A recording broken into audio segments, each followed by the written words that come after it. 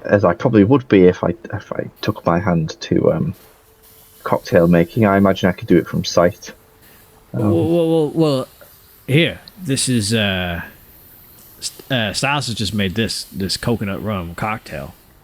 How about you try and make something, and we'll see what's better.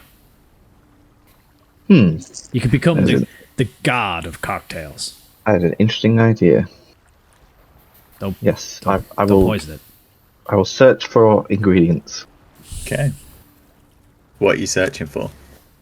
I'm going to see if there's any like rock pools.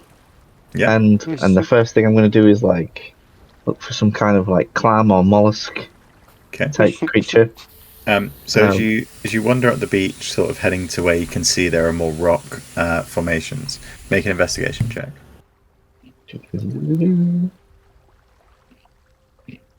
17. I'd say you can find anything that you'd normally find on the beach with a reasonable amount of time. Maybe you're away for half an hour, 40 minutes. Yeah. But yeah. So yeah, get a clam. Mm-hmm. I need something that's like going to form like the main juice. I get a crab. Oh god, this is gonna be lovely. A squished starfish, a wrung out starfish. I get a crab and I hollow it out. I throw away the body, so it's just a shell. Right, and I get a clam, and I squeeze the clam, so it kind of like just some horrible like flamy stuff like pours out of it. God. And then I'm going to probably head to try and find any fruits in the nearby trees. Say you find some. You have two options.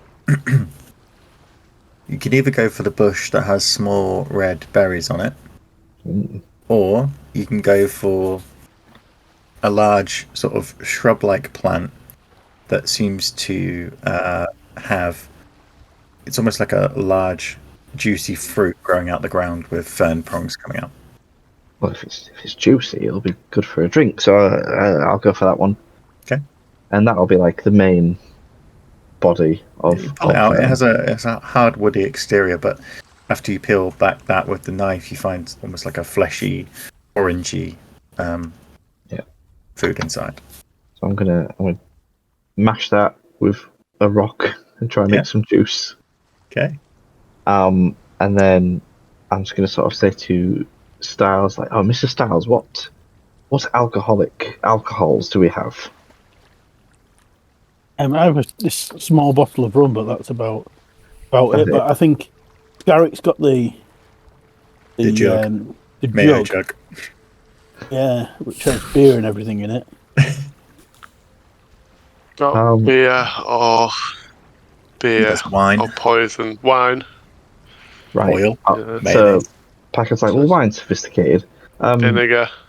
And he goes to Scarrick and he's like, "Mr. Scarrick, I need some wine. Do you have perhaps a Pinot Grigio or a white Zinfandel?" It's just red. Okay, what'll have to do. And I say, just pour it into this crab's head.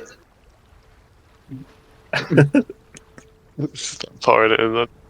The crab you found was actually quite large. You have it's concaved head shell. It's the size of a good soup bowl. Oh. So there's plenty of stuff you can get in it. So once I've got the wine in, I just mix it all together with a crab's leg. Nice. And I return, and I say, "Mr. Ozzy, I've done it. I've invented the finest cocktail." Oh, that's a cocktail. As a connoisseur of cocktails, I think you should try mine and Mr. Styles's, and feedback. That is what I said. Yeah. As you look into the crab's skull, Ozzy, you see a reddy orange liquor with what can only be described as a snotty mucus floating in its centre. You can see bits of grit and sand where rocks and crab's legs have been used to sort of mix it together, and it's actually making me feel sick. The aroma is almost like a citric with a hint of rust and salt. That's what everyone wants from a cocktail. Oh, it's Pungent. Yes. Pungent. That's where all the flavour is. What do you call it? I call it a sea bream. A sea bream. Yep. It is a sea bream. Okay. Bottoms up, I guess. You have to drink all of it. Do I? Yeah, you've got to really hit the flavour at the bottom of the... You've never done wine tasting before. cocktail. You just have like the tiniest bit. You swill it around and then spit it out straight away. No, with cocktails, you got to drink the whole thing. Oh, do you? Right, fuck. Yeah, you got to hit the sediment. I just try to neck as much as I can. The first thing that hits you is of the pleasant taste. You get the sweet notes first from it's quite sweet, quite sour. It's a sharp sweetness that comes from the fruit. The next, you get the full-bodiedness of the wine, with a hint of iron, possibly from whatever's been poured out the jug prior. The afternotes are that of a strong, salty brine that lingers on the palate afterwards. I need you to make a constitution check. For how great it is, right? Constitute or a save. Con save. Yeah, save, yeah. 8. Okay. You instantly have to suppress vomiting, and you feel queasy. I'll explain what happens later. After you sleep. Whoa. Yeah. Oh. What's wrong with he? You know Millie loves cold wine. Yeah. Exactly. It's very similar. Yeah, it must. This is I don't feel too good. It's did you add in salt? I didn't add any salt, but whatever salt was contained in the ingredients, I imagine is present still. Did you actually like empty the crab before putting the rest of it in? Oh, I scraped it a little bit with a rock. I'm sure there's some remnants, but that's for the. Well, they're at me now. Oh yeah, we need to work on this. Maybe stick with the butterflies and the moths for now. All right, if you're sure.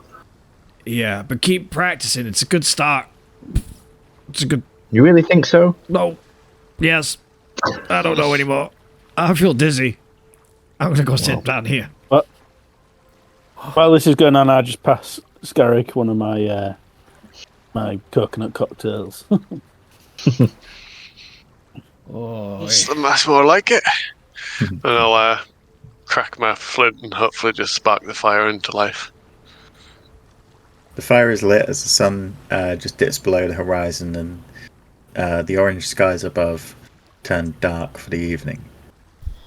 Ozzy, you, for the rest of the evening, you sit with a stomach that churns. And while the others possibly avoid it. Oh, I'm not hungry. But the evening is uneventful. You turn in, you pull up whatever camp supplies you've got, your bedding, your bedroll. It's a warm summer's night, so there's no real need for shelter. Is anybody taking watch? Or... Nice, yeah. Picard's going to take watch, and he's going to pour what remains of the sea bream into an empty bottle and cork it. Save it for later. You could use your old water skin because you got your new one that Scarrick made. Yeah. Yeah. Lovely gift. Yeah, pop it in there. Save it for later.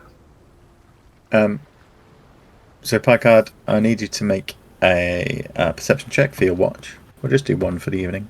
I feel like I always fail these. Tuck into bed.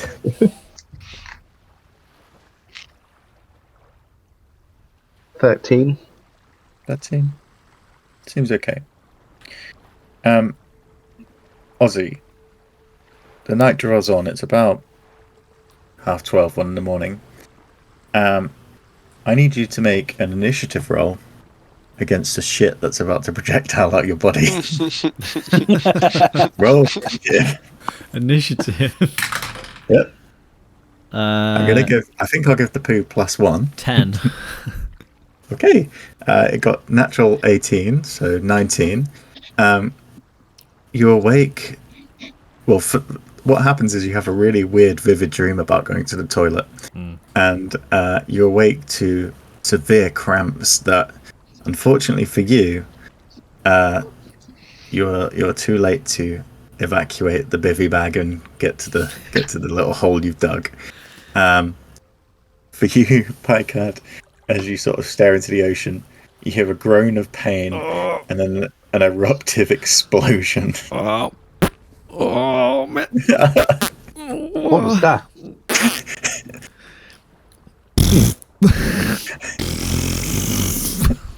Oh, Picard, what did you put in this? I will say though, Ozzy, as soon as you're done, although you are covered in shit, you feel wholly relieved that creation has exited your body. Don't look at me. It's like one of those detoxes you used to do. Yeah. Just waking up, Scarrick. The sound of shitting. Sorry. Always brings me to attention. Go back to sleep. I've just shit myself. I use prestidigitation to clean. Does it really work like that? Yes. It removes poo. How many times can you use it in a day? It cantrip. I'll tell you, you instantaneously. It's a horrible dimension where all the prestidigitation. The abyss literally has a layer for everything, so there will be a layer of shit. You instantaneously clean or soil an object no larger than 1 cubic foot, so I can go a foot at a time. Your bum area. Cover everything and clean it off.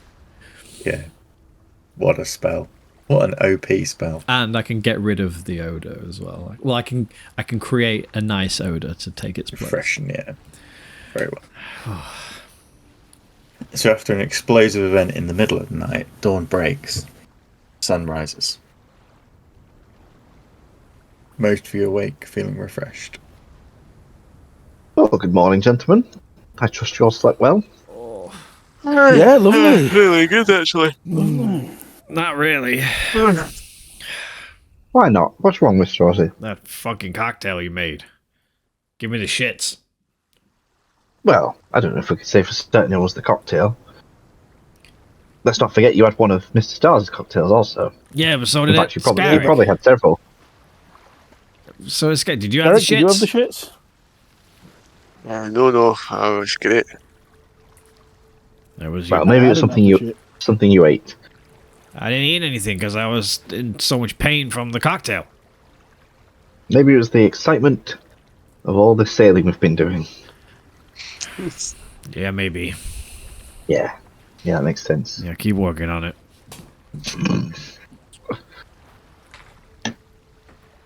Right, shall we pack up and head off? Better get back on the boat. Yeah. Set the camp. Ozzy, get the boat go up early gadget boat morning. out. Go get your boat. And within 30 minutes or so, you're back on the ocean. As you journey towards the rock, take a quick break. Okay.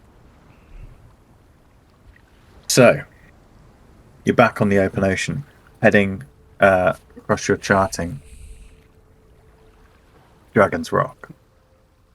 Is there anything you wish to do? You have about half a day's sail, maybe 4 hours before you reach your destination. Is there anything you wish to do? No, I'd be keeping a lookout for the big shadow underneath us. Mm-hmm. Yeah, be a bit paranoid about the shadow. But well, so other than that, I'd be talking to Styles. So what are we in for here then? We're looking for a helm. What does it look like?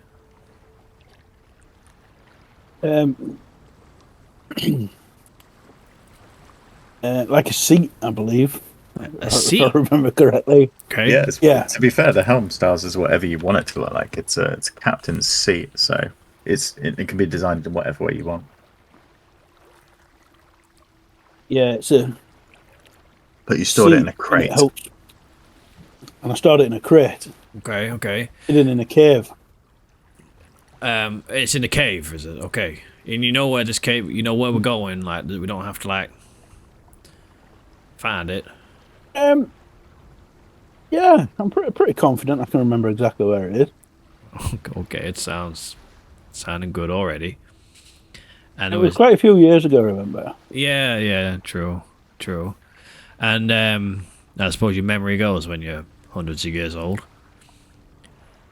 It does indeed. And there was definitely no dragons. God, no. I wouldn't have gone near the place if there was dragons. And what about... I think it's because the rocks are a bit jaggedy. I think that's why it gets called jagged. Okay, and what about big shadows under the ocean? That was a first for me. I've never seen that before, and I've been on the ocean for many years. I think that's gonna be on your tombstone. Styles Seaborn. No, that was a first for me. Not seen that before. You said that every fucking time. This is a first for me. Something that couldn't be on the whiteboard. If it was it's an adventure, isn't it? It's the whole point of. What would you rather that, or would you rather have? That wasn't here last time. Well, I didn't see that coming. I think I would prefer. Okay.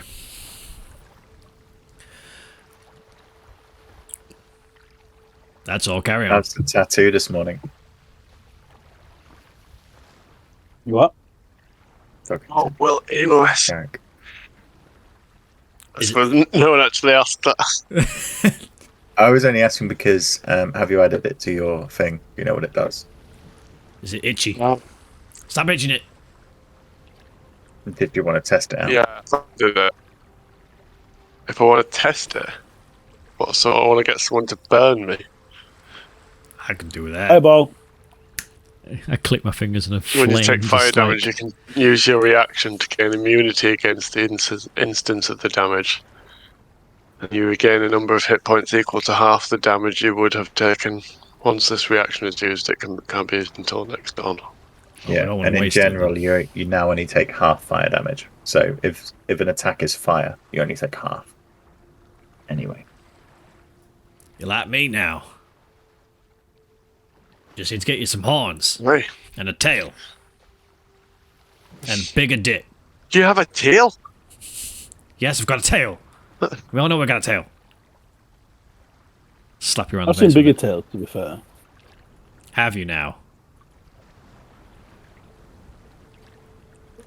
That's what they always say. As tails go, it's pretty impressive. Yeah. It's a bit on the thin side. Well, it's not all about the girth of the tail. it's dexterous. I'm glad you were my chosen compatriots for this adventure. Yeah, I bet you are. What more could you ask for out of a group? Exactly. As you converse and eat, time passes on.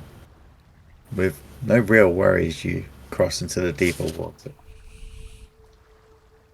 Right, it looks like we're coming to the deeper water again, so let's heads on a swivel and keep the eyes out for the shadow. Can Ellie's seen anything, Ozzy? No, she's not seen anything yet. On the horizon, you begin to see a small landform. I'm keeping an eye out for dragons. Yeah, because at this point, I don't believe Styles. You get the feeling from Ellie that the shape's back. Oh, fucking hell. In the water again, underneath us. Yeah. Oh, boys, it's back. This time, now you're in almost deeper water than you were before leaving the islands. It's almost clearer. You can see the seabed is a lot further down and almost in the darkness at this point, and this shape is reflecting sunlight off its... can only be described as almost rock and weed. Ellie, and your anxiety grow as the shape gets bigger. Starting it. I think it's getting closer this time. I got a bad feeling. I'm going to use divine sense and just trying to detect good or evil. Okay. Good, evil, celestial, fiend, undead. Celestial, fiend, undead. Yeah, you get no ping.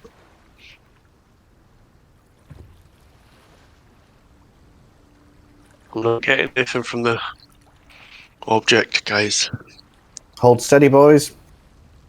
This could be the big one. Anxiety peaks, growing larger and larger, but right underneath the ship. And as you peer over the edges, you all see as this form begins to rise out of the water, 30 feet.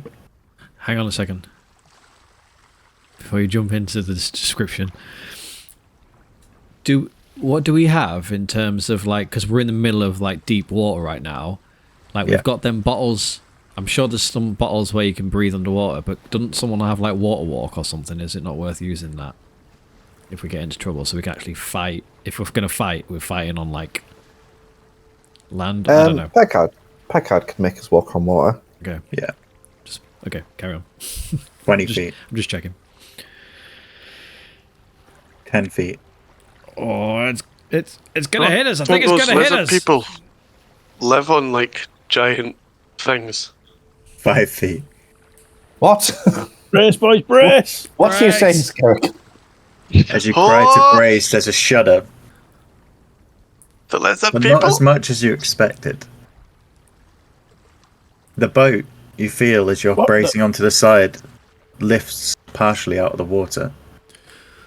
As you're peering over the edge, you see large, horny structures covered in seaweed are under the boat and have raised it just above the waterline. Running to the bow where Ellie circles above. Dogs go crazy. Running to the bow. And now this creature is above the water. You see a large reptilian head. Is it a giant sea turtle or something? Does it look like and large reptilian fins pulling it through the water. It continues on this journey.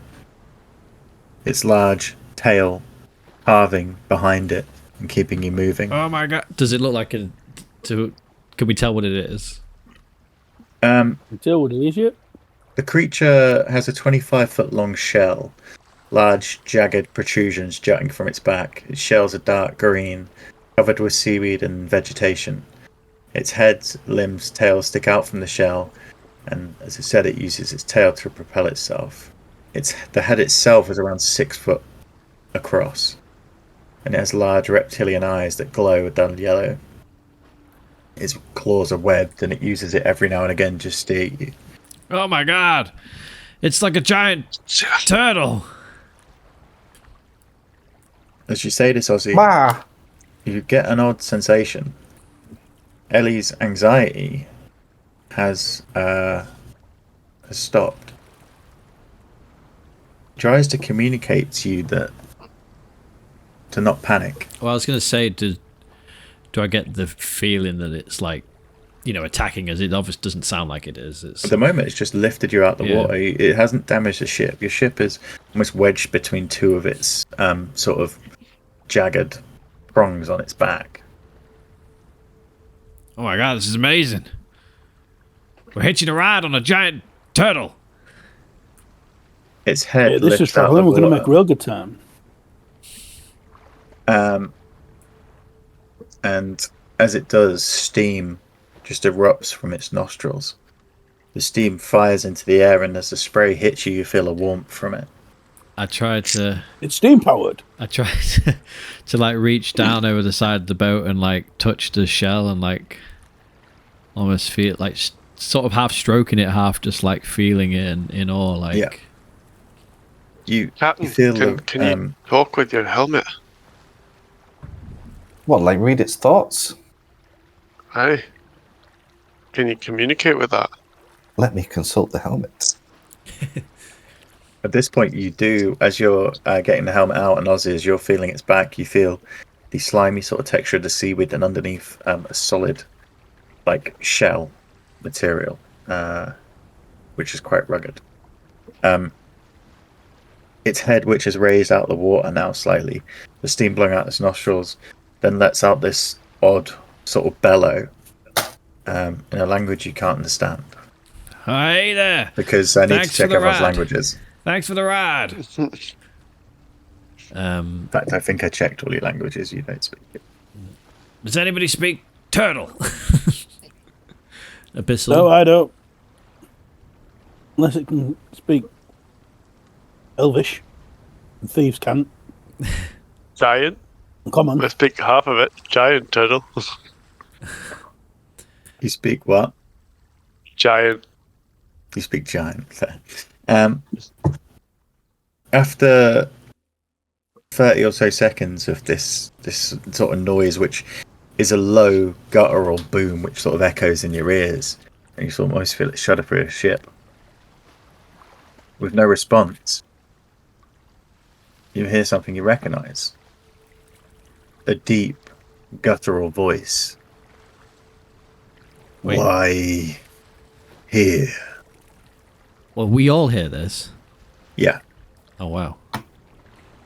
Oh, In our jeez. heads Turtle's head. or No, the turtle's vocalised? head turns, and one of its eyes looks at you, and its mouth opens. Holy shit! It talks. We're just passing by. We're picking something up on the rock from the rock. Is that right, Sals? Yeah, we're just the rocks over there. We appreciate the ride. There's a cave and some pools we need to go into. Speak slowly. We Speak do you want draconic. Oh, what? I didn't get does that. anyone What's speak that? draconic? Does anyone speak draconic? No, I don't speak draconic. I'll try and speak to it. We Does Ellie speak common draconic? no speaky draconic. We're going over there. Ellie understands draconic, and she understands common, but she can't speak them. But she can understand it. Yeah. So if she can understand it, I can understand it. Okay. But we can't speak it. If that Maybe makes you need sense. to tell it that. This isn't working, guys. This isn't working. All right, kill the turtle.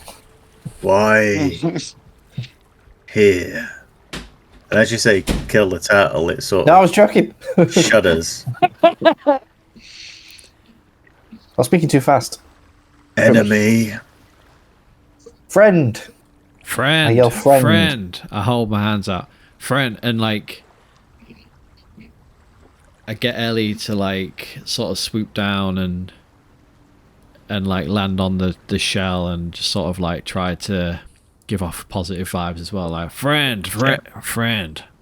Like touch the shell again and like.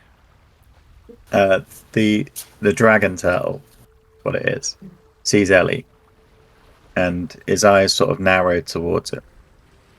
As you were talking about killing, the steam that was coming from its sort of nostrils began to flare slightly, but now it settles down. It begins reeling off sentences back in the draconic that I was speaking before, and Ellie, understanding, begins to translate in some terms to you. This is what you get. The dragon turtle knows who you are. It listens to the ships and the vessels, and it's heard of you. It figures that you're going to its home, which is Dragon Rock. And it needs your help. I relay this to everyone else. It needs our help. as it says that, and I'm like, understand. I'm like nodding to the turtle, like. Yeah, its head sort I of dips understand. back again, and there's a really slow, large nod. I mean, this thing is gargantuan. The ship is literally just on its back, and its head is the size of each of you, and it's still propelling you towards the rock as you talk. What does it need? Does it need like a rock stuck between its toes or something? It needs to pull it out and put it in its mouth. No. As it hears this, you get through Ellie. That his home is infested with enemies. Oh, jeez. It wasn't like this last time I came. Yeah.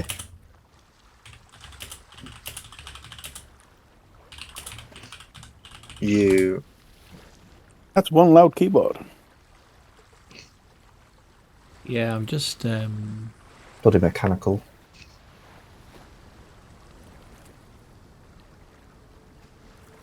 I've heard quieter typewriters. I'm just checking if I polymorph into something, like, could I communicate with it? But I don't think I can. Can you polymorph into something that big? You've seen the shit I can polymorph into. I'm not necessarily saying a dragon turtle. But something that's a dragon that can speak Draconic. Yeah. Yeah. The rest of the group can figure this out while I search, because otherwise you'll be staring at me. I mean, we agree. So I just yell, yes. Yes. To the turtle. What type of enemies? We don't need to ask questions. Let's just say yes. You need to know what we're going to do. Through Ellie and through Ozzy, I'll be your communicator while you look.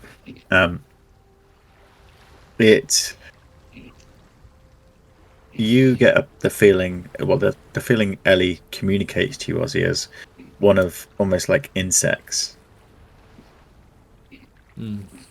Like you get the feeling that you've just seen like a nest full of sort of creepy crawlies, and that sort of feeling after that. You also get the feeling that it's quite hard for you to understand, and it maybe takes a bit of time. But it knows that you're coming for something, and it wants to know what. Yeah, but I don't think I can talk to it. It works through Ellie. Yeah.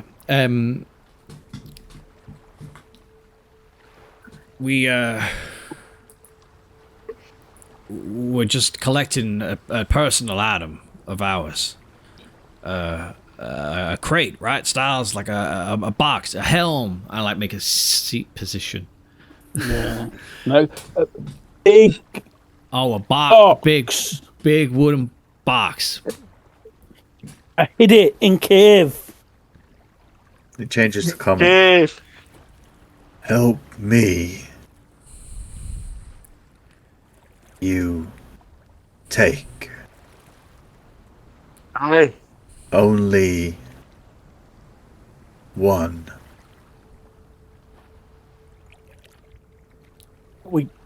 Only one can help. We can only take one. Take Make some riddles. only one. We can take them. I think you've Help. got a hoard. All. There's nothing else there. When you were last here. Well then that's And with fine. that, as it nears the rock, help me. It descends into the water, and the ship begins to get its buoyancy again. And as it does, at the very last minute, as it dives under, it propels you forward, pushing the ship through the water at a rapid speed. Whoa!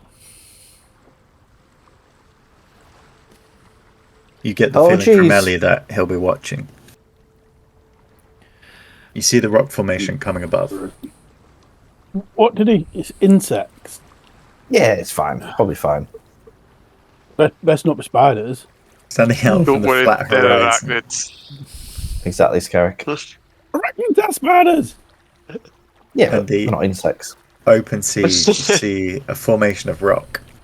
High at either end and low in the middle, the rock was exposed to the weather being. All that is left from the ravages of time and storm is a solid hard rock, no sand, no vegetation. As the dragon turtle pushes you near, your ship glides towards it, slowing just as it gets there. You see him come up next to you and then dive down into the deep blue. There's an area in the center of the island where you landed before, Styles. You can moor the boat safely there. On the far side of the island, the rocks stick out like teeth with waves crashing at their base. As you land and pack the boat up, you see the dragon turtle's head rise up from the water in between the rocks. Bursts of steam shooting out of its nostrils, its eyes watching you as you disembark. Yeah, we'll help. I mean, we got time, right? Yeah, well, Indeed. we're gonna have to swim. There's like caves and pools we need to swim and take a breath. Next one. But I don't know if the spiders, man. There won't be spiders. I guarantee it. It'll be fine. We'll look after you. Right, so the picture I've shown you is the top surface of the cave. So here, you can moor your boat in the lower parts. You see I didn't see the large... Oh, put it in your I journals. see no ships. Journal. That show to players button never works. Good. I need to do it that way. So it's called Dragon's Rock. This is obviously the top. To one side, the sort of rocks go up in a platform, and the other side there's a large cave, which on this one you can see inside. There's two entrances to the cave mouth. And as you sort of fold the boat up and head inside, you see the ground here is a dark sand, but is dry from the elements. We see any tracks or anything in the sand? Styles are under a bit of edge with the threat of spiders. Make a investigation check. Nobody mentioned spiders.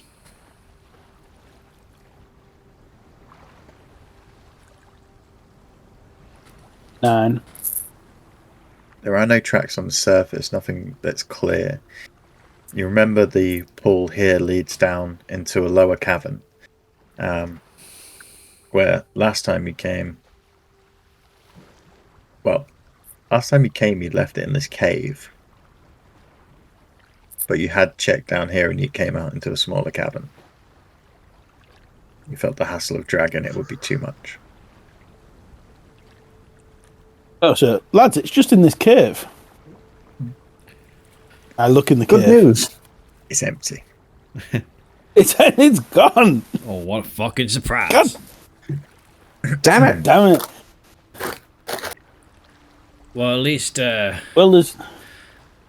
we're not expecting a dragon this time. We've found the dragon. It's a dragon turtle, and it seems friendly, so that's good. That's good. Now we just got to fight spiders. I wonder if that was the noise I heard last time I was here. Never mind. What? Yeah. We I knew it.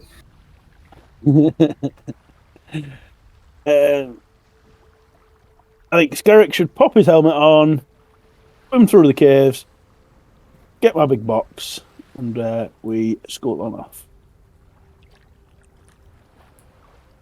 I suppose. Do you want to tie a rope around me just in case? And I'll tug it really hard if I need pulling back. No, we're trying to lose you. I'm kidding. No, I've got a rope. Alright, here we go. Okay. You dive in. The tunnel is fairly straightforward. It's natural, or it seems to be natural. Hasn't had much man-made features to it. It's a short 30-foot submerged tunnel. I'll keep casting message to him like every 15, 20 seconds and just checking in like, yeah. You okay? You okay? He keeps commenting back, I presume saying he's fine. You find lots of little air holes along here where there's pockets of air, but it does seem to descend down around 15 feet below the sort of surface level across its breadth. Ask him if there's any spiders. This is going for a while, guys, but there's air pockets if you want to follow along. Stars wants to know if there's any spiders. No sight yet. No spiders. As you breach on the other side, you see a large, damp cave. You've got dark vision, haven't you? Yeah.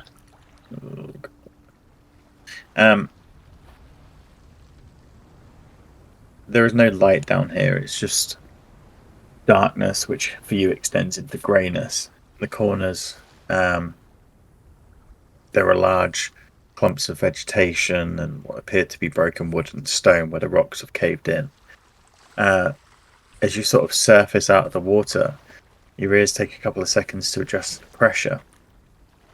And you realise, having travelled 15 foot underwater, this should be submerged, but for whatever reason, through something or magic, it's not. What do you see? I don't know. Something weird, some kind of magic going on down here. Maybe. Should we all join you? I don't know. Maybe you should try.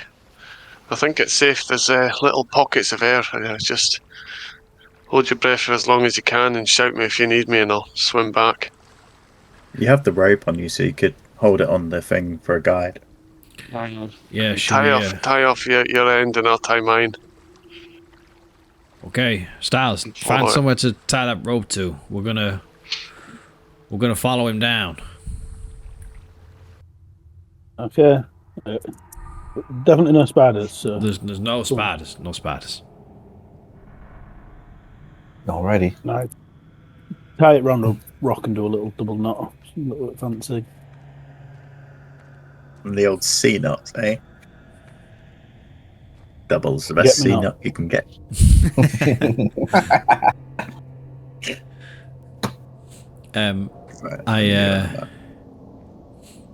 I jump in. Okay. After Scarrigan starts swimming. Without too much problems with the guide rope and the frequent air holes, which you can sort of see through the water, you make it to the other side and you come out in the chamber. Who do you all have dark vision? I can't remember. You got that? I do if I put my goggles on. Yeah, I do. Yeah. Picard, do you have it? Picard doesn't. So when he hits darkness, he's going to cast light on his rapier. So he holds it like a lightsaber. Nice. So as the light enters this cavern, some of the colours come back into it. You see the dark stone around you. The murky pools of water that's sort of the one where you've come out of, and then some others, which seem to be seawater, just lapping up against the sand. In the centre, the sand is dry and more muddy as it reaches the water, and muddy where the vegetation is clumped to either side. Oh, I forgot I have the... I was thinking I'm sure I can breathe underwater. I've got that cloak of the manta ray, haven't I? So I can you're fine, yeah. Most of you are pretty sorted for water now. Yeah, I have the potions if I need to, but I won't waste them on for that. Yeah. Ahead of you, the rock changes. You can see it's been... A mason's been at it. It's been tooled, it's been worked. And there is a wall with some stairs that descend down. You reckon... Did you say I did explore this last time I came? But decided you came into this chamber and then thought it's not worth dragging the crate all the way through here, so you left it up. Has anything changed? Looks very similar. Well, it looks exactly like it did last time. Okay, so where's your box? I don't know. Maybe the insects or the spiders carried it away. A massive box that's like really big. What would spiders want with a helm? Well, they don't know it's a helm, do they? I hope they don't know it's a helm. What do they think? The ship's still where it's meant to be. Can I make a history check on the stonework? And I'm proficient in it apparently because I'm a stone cunning. Yeah, go on then. A stone what? Where it's from and who's done it and stuff. Stone cunt, you heard him. I'm a stone cunt. Yeah, make it. A history check then.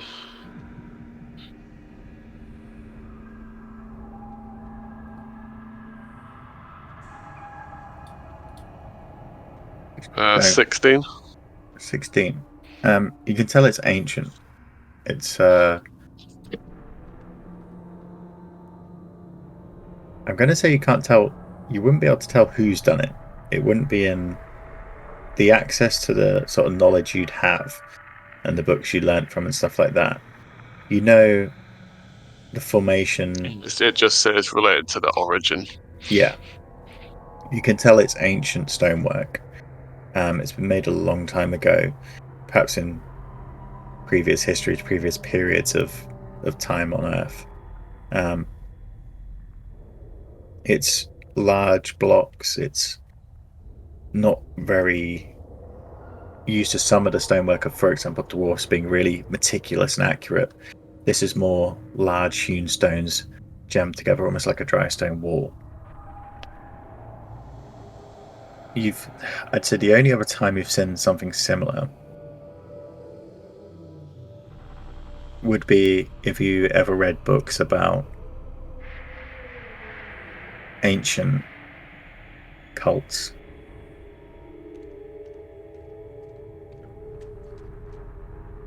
Perhaps a picture in your mind strikes from an ancient cult chamber, but not necessarily the same thing.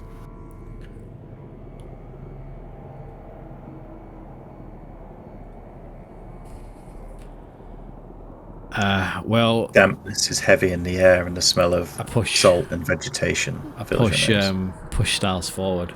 Go on then, after you. Where is it? Look, it's got to be down here.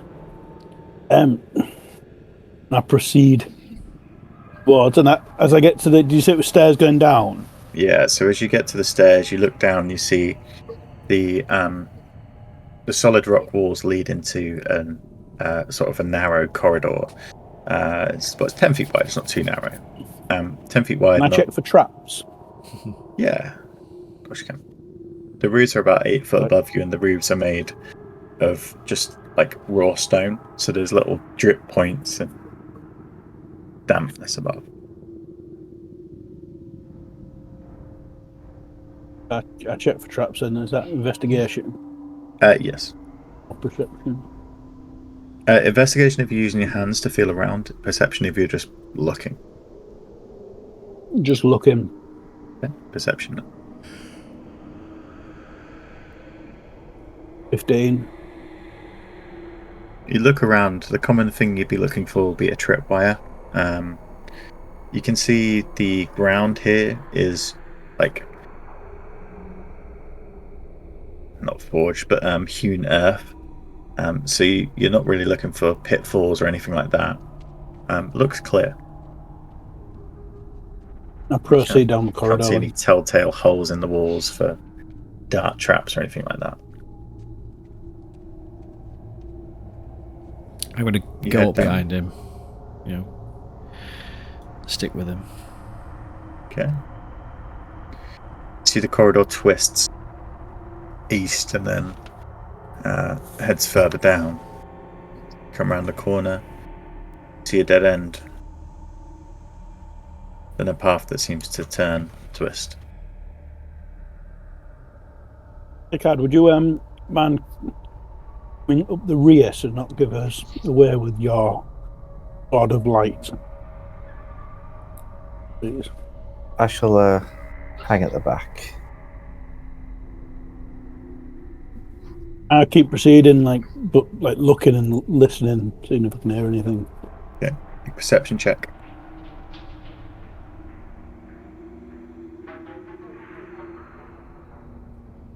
$26. 26.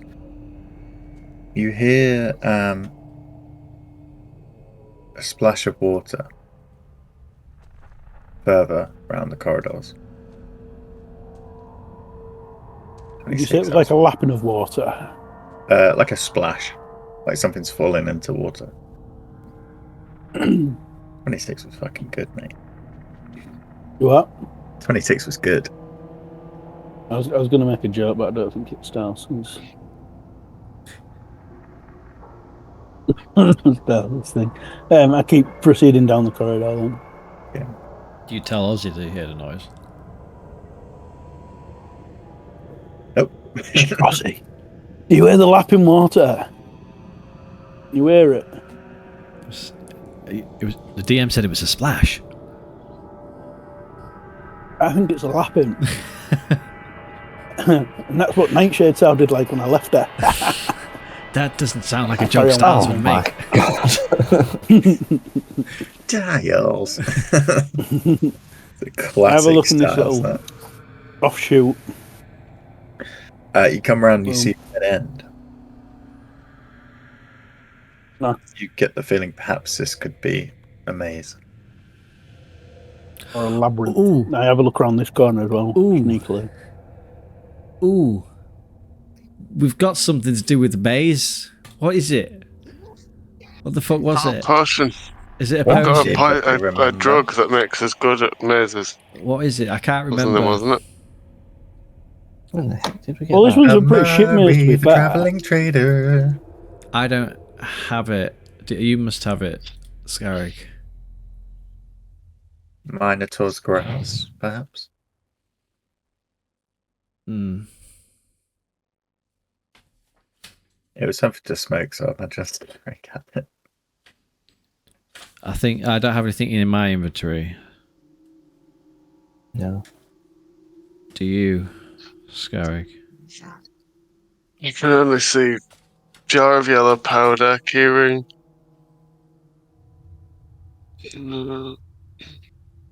Bottle of mucus. Talk with plants. No, that's the powder. Yeah, the yellow powder was taught with plants. Someone's got Minotaur's grass. I thought someone was looking after. Oh, was I looking after it in the thing, the bag of holding? Yeah. I would have written it down I if think I that's had it. So yeah, is it Minotaur's grass? Yeah. Okay. Yeah. Right. Well, I'll load that up into the pipe and we'll start smoking it. Okay. Let remember what I fucking did.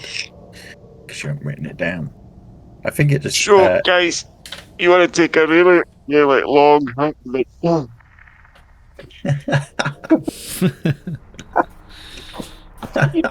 This isn't the time to be smoking. Yeah. Are you all together, by the way? I don't think I need to smoke any of it now. You're just blowing it all over me. Mr. Scarrick, focus. Chewing hat sometimes just gets that extra buzz. No I more for thought it you. was just me and Ozzy walking down the corridors. I was going to say, who's doing what? You need to decide. Okay, well, you made us metagame because you mentioned maze. So if Styles figured out it looks like it might be a maze and says that to me, then I would be like, hey guys, I've got an idea, and then I would message Scarrick and be like, Scarrick, remember that thing that made us good at mazes? Let's smoke it. And then we're all together smoking weed. So you're going back, But- or you're going forward but- to smoke it? I don't. But it doesn't look like a maze. It just looks like dead ends for now. In a bad corridor. It could become a maze. We don't know. Too late. How many bad corridors have you seen? Too late. Styles? We're high. How many corridor designs have you seen that are physically just bad for no reason? Yeah. That just looks like a bad corridor. God, it's the worst Ozzy, corridor it's a bit strange that a lot of these corridors just end. Like this little one here What that? and this No, little one look, here. see, Like- this one like goes here, and this one. So you like need a to follow maze. this left wall, and that will get us out through here. Trust me, just have a puff on this. Come on. Always follow the You're not left even wall. there. I don't understand why I'm not there. We're all Where- together where now. did you guys leave? We've figured it out. We're all together now. Right, I'm putting you together. Get in the fucking I'm at maze. the back. We're together and we're smoking. Giles told me You're to be at at the the back. So I think it helps you determine which is the right path, doesn't it? Mm. Or something like that. You can see the layout and understand mazes. Well, Pretty yeah. easy so far. Yeah, but when else are we ever going to get to use this? May as well use this now. Right, so we smoke the magic and continue to go down this corridor. Okay. Then you would know. Who's leading? What order are you going in? I'll be second. Second. Scarlick? Yeah. So this is obviously the door, isn't it? That's stairs yeah, down I think again. we'll all... Yeah. Yeah. So, at the top of the stairs, I'd do another perception check. Okay. Well, you see something before you do a perception check. You see a broken door. There's a broken door. In the corridor ahead, a wooden door lies smashed on the ground. Clear to see it's come from the entrance to the east wall. There are large claw marks on the door that have rotted away from the salt water that has seeped into the wood. Did you come this far down last time? No, I only went into that first bit where the first big chamber. Do you recognize those big claw marks? I don't know. Claw marks are claw marks. It could be a big crab. Well, at least you know it's not a spider. Spiders don't have claws. No, but they have fangs. That looks like claw marks to me. Come on. I peep into the room. Okay. The floor in the room is thick mud due to the water pooling from a dark cave in the wall. The remains of bones are laid in the mud, and a cracked skull looks out from a muddy puddle, its hollow eyes watching you.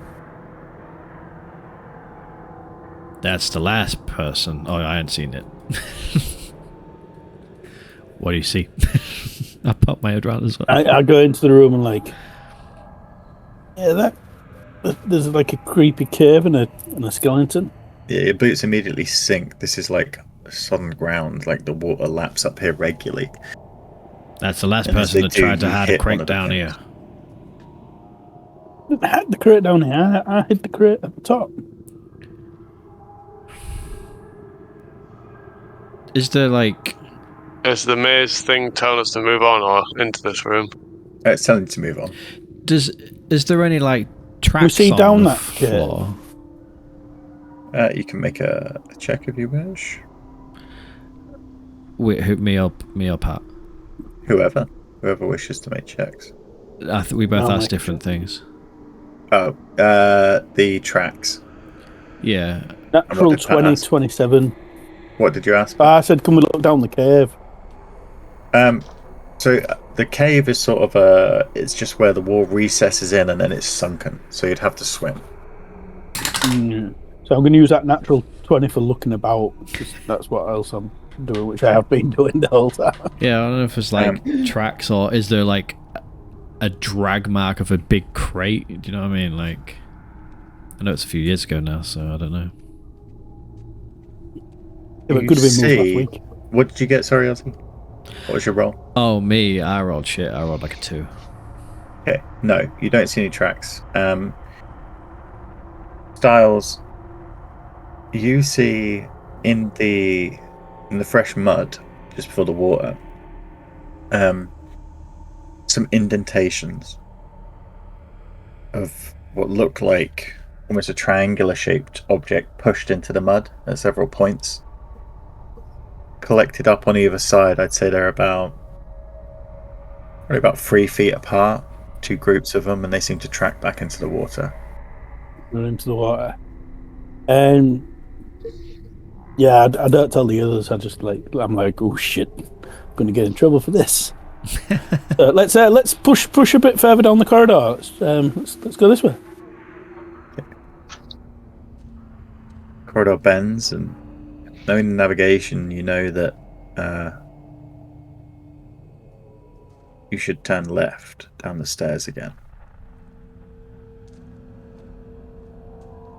while they go on ahead, I'm just going to cast Animate Dead on this skeleton.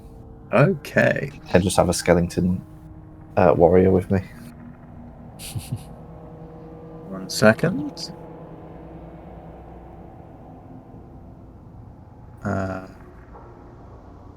You bring up the stats for a skeleton, you should get them on your thing, and you can control them to your heart's will.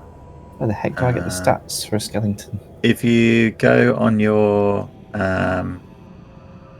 what is it on yours? You can just go on I don't have the Google. information anymore. I suppose, yeah.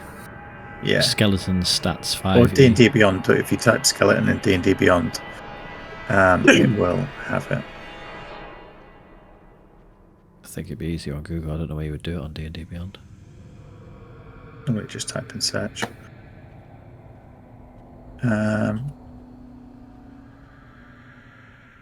Second. Yeah, I've got it. You should be able to move that skeleton with you. Okay. Thank you. Just give it a go, see if you can. Anyway. Can't move him. I can't move him. No. My guy. I like the idea that we just hear this like jangling of bones and. Yeah.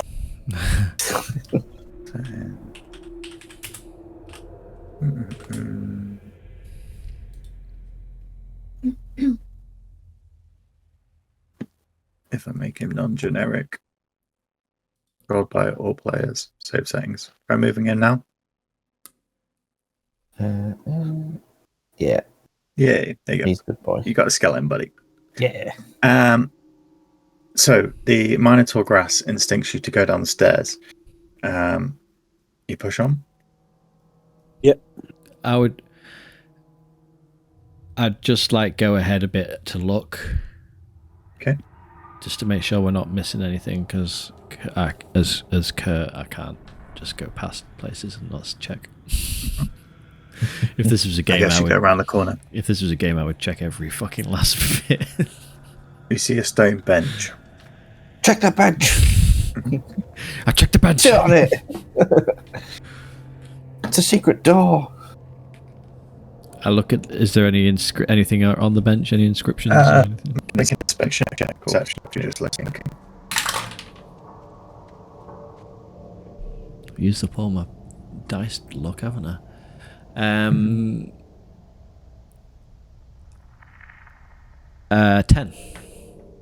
10. Solid stone, well built. No rings even underground. Nothing of interest, really. Okay, carry on. Just a bench. As I come back round, I see Packard, and I'm like, Packard, don't move. Just behind you. I like draw out my sword. I say, no. It's fine. What? It's fine. There's a skeleton right behind you. Yes, he's. I just brought him to life. I'm calling him Nigel. Nigel. Yeah. He's that pile of bones back there. I just thought, you might be able to help us if we get into a fracas. Creepy as fuck, mate. Creepy as fuck. Yeah. Pleased to meet you, Nigel. Spiders. Hold out my hand. He's kind of like looks at it, and then looks back at Ozzy in the eyes.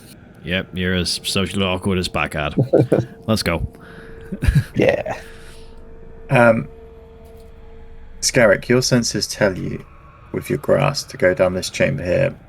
To the west, there is what only can be described as a flooded chamber. Here you see steps that descend into the water, which appears to be seawater. They lead about 10 feet down. The water is murky and full of silt. Visibility is low. But the grass is telling us to go down these ones at the end. Yeah, to the right. Yeah. Okay. I don't think it's worth going down there because I think this is the way out. who is at the rear? It'll be you, Picard. Yeah. Yes. I need you Me to and make Nigel. a perception check. Come on. Technically, Nigel's the last one. It's 14. 14. Okay. You hear a clicking Nigel, is that you? coming from behind you. It's hard to tell if it is Nigel. Oh. I'm going to turn around and look behind me. Nothing seems to be there if you're looking just down there. Yeah. I'm gonna say, all right, Nigel, come on. It's not dilly dally. He sort of staggers down the steps a bit, not used to his new body. Clanks all the way down. The rest of you hear that noise coming from behind you.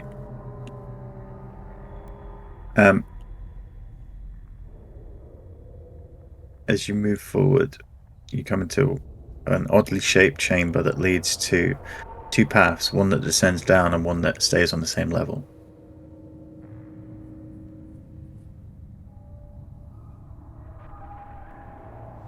What does the magic grass say?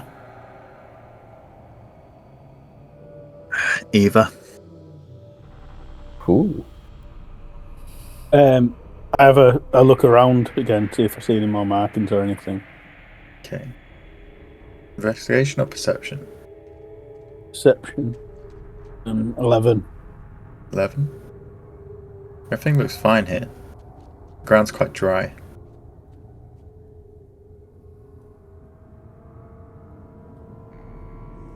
Up or down, Scarrick, which do you think? Yeah, I think we should go up. Up it is. We should split up. That always is the right thing to do. Yeah. Don't know about that, but if you want to take a different path, go ahead. I'm gonna go out this way and see what I see. I think people should be left to their own choices, and if they should choose a different path, then so be it. Wow. We're Wow. going there. Aussie Wow. raises. As you move down your separate paths, the wall that divides you instantly just makes you feel almost isolated. It's an odd sensation to just have your friends next to you and all of a sudden be separated. I need everyone in the group to give me a perception check. Picard's deliberating which way to go. He sees we've split. After Pike has decided, we will reveal the results. 17. Picard will follow Ozzy. It's 5. Okay. Un momento. Oh, it's a nat 1 for Picard's perception on this. He's If you're looking at proficient in Nigel. something, does that mean you get advantage? No, it No. adds your proficiency bonus to it. Who got higher than 11? Me. You Me. hear a noise growing louder coming from behind. It can only be described as a scuttling. The noise of pincers and feet on stone. Come along, I Nigel. I turn think we round need to quickly. move faster. I'm going to give you two one move before we roll for initiative. Oh.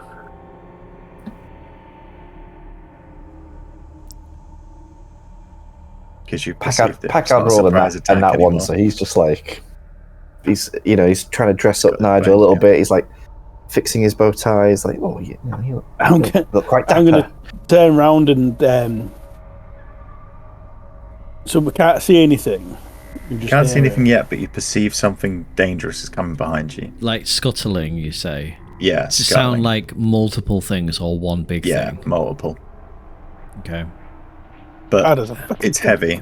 As I hear that, then I turn around and shout It's loud enough for Picard, but I would hope for everyone to say, "There's something following us." Okay. Run! Blackhead shouts back, "I've told you, it's just Nigel. Run! You're being very insensitive." I'm gonna start. I'm I'm gonna start running. Okay.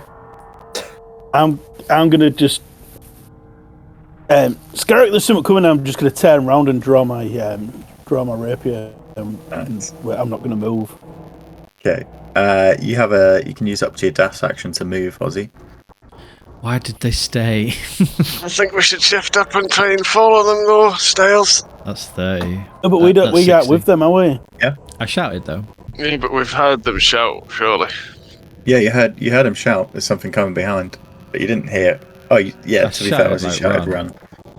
But whether you choose to not to or not is up to you. Everyone gets If you to make don't their move, own I'll be pathway, sticking with guys. them. Stand with me, Scarrick. Stand with me. I'll just do a swivel then and stamp my shield down and make a stand with him. Blackguard, you run him.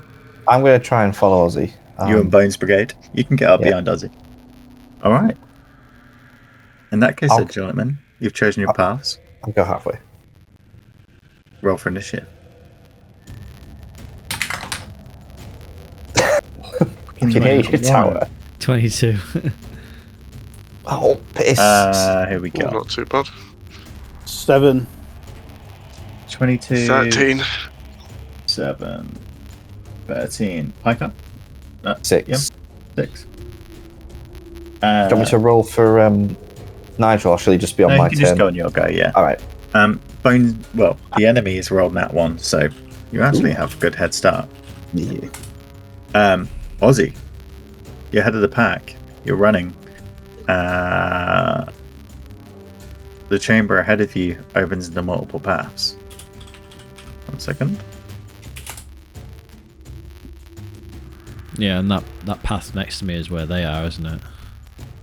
From what you can ascertain, yeah. I'm you would assume. going to keep running because I'm assuming that everyone did the same thing.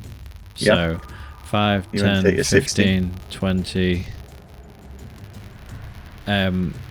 You've had the grass, haven't you? Yeah, I think we all did. At least a little inhale. So do I know which way I would need to go? Yeah, you want to run which is lit. Okay, so I can move to there, I think. Okay. Oh, I would double dash You actually. can use dash, 5, yeah. 10, 15, 20, 25, 30. So I can get to there. That's me. Okay. Also, I'm presuming you left Ellie on surface. Yeah, she won't be down here. Yeah. Scarrick, you're next. Then it'll be Styles. You can ready an action, remember? Yeah, I'll ready a swing with my warhammer if anyone comes through the corridor. Okay. You're staying in that position. Yes. Okay. Styles? I'm gonna knock an arrow. Okay. Ready for anything that comes. Packard? You've seen Ozzy just disappear into the darkness ahead of you, where your lightsaber just. I mean, to be fair, you are in the worst situation in this because you have darkness behind you and darkness in front, where the light just fades out. Yep. I can only see around me. So I'm just going to instruct Nigel to stand ahead of me and sort of just on the sort of edge of my vision and say to draw his bow and be ready. Right. Are you ready, Nigel? Come on, Nigel. Make Daddy proud. Pick this up. You said Bones chattering. All right. You've all made your choice.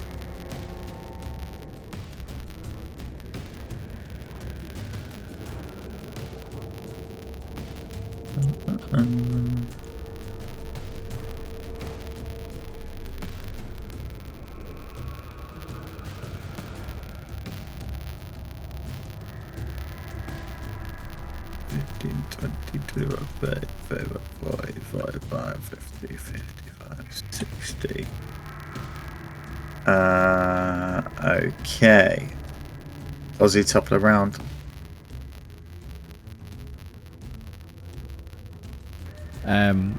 I keep going around 5, 10, 15, 20. What do I see in front of me? Is that a door or something? Yes. Let me reveal the area for you. Leads into a small chamber with a fountain.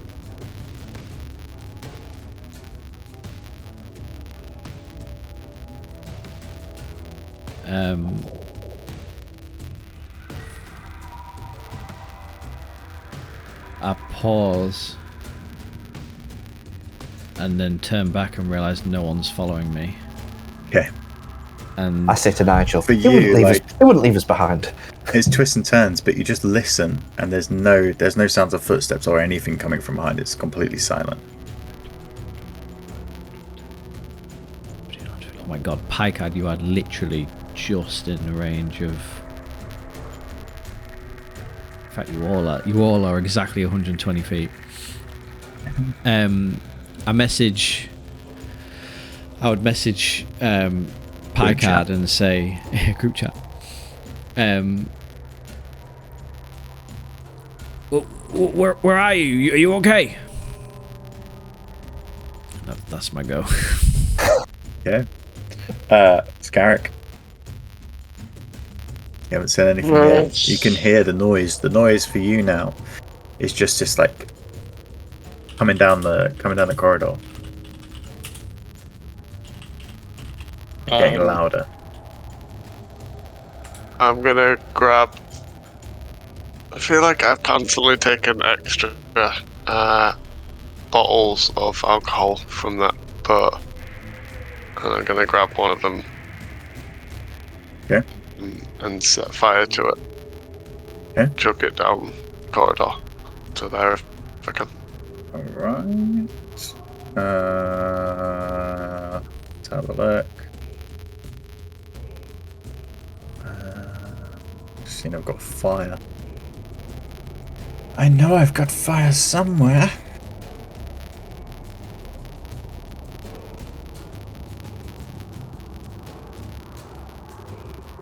Here we go.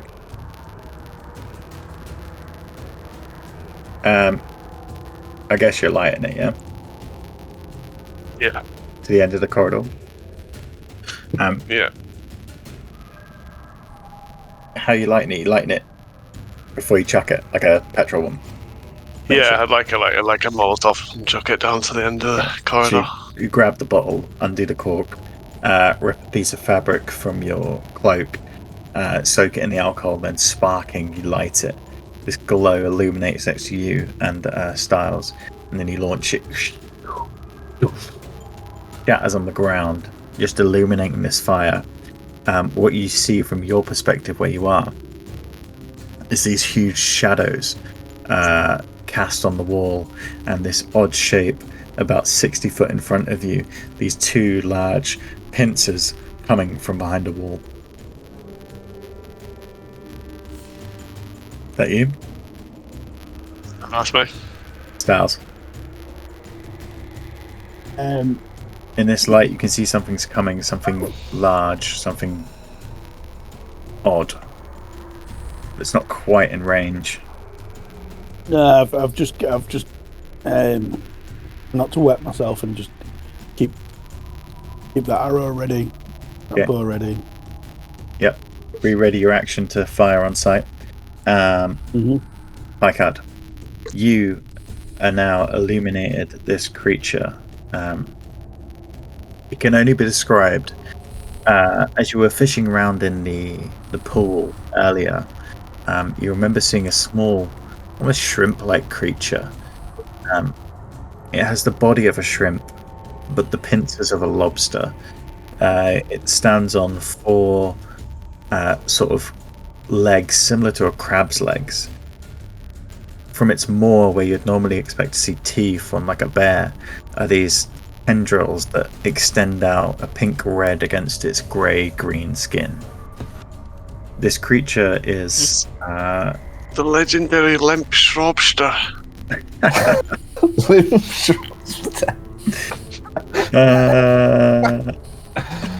Oh.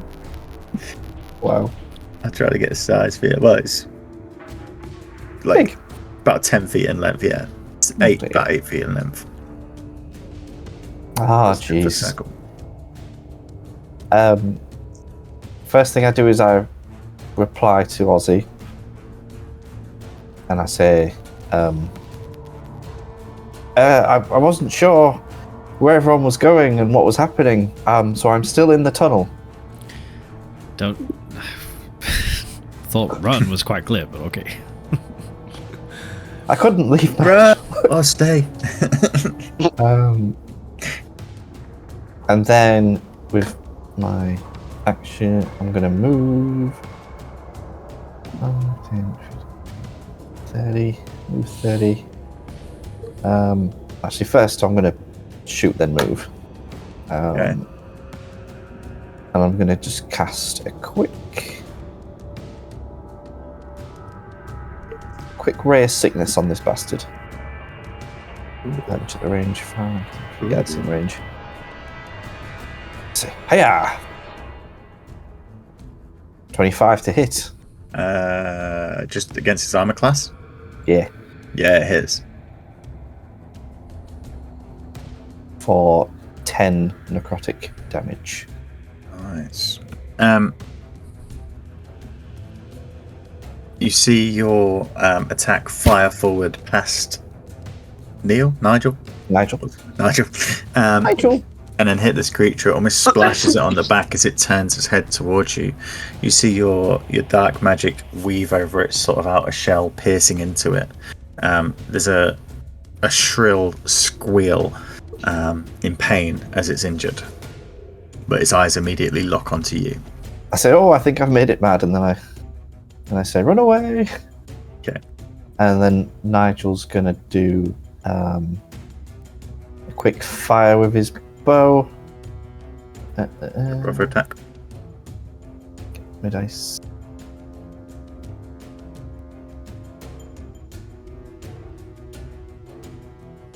Seven plus 4. Does 11 hit? 11 does not. Oh.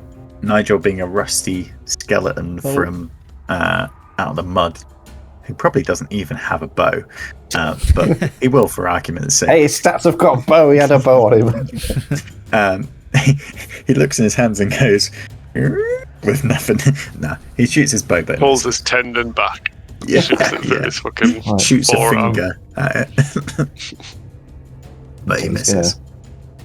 Okay, with his last move, he's gonna just Horse show, come Nigel. back to me. Horse show. Okay. They're moving. 5, 15. God. Fuck it. They need to engage. Nigel, no! Can we shoot now then? Yes, you can. That was You more can than lose. real. As this creature comes round, its shadows looming like tenfold behind it. This huge. The first time you've seen it, its tendrils sort of feeling the air. It looms up behind the fire. Yeah, fire. Oh. So it was about here when you saw it.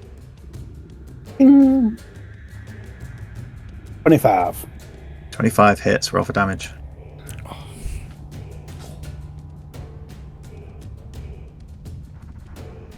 Well, do I have advantage because it kind of like came. Yeah, there's no one around it. I think Was you get your sneak attack there.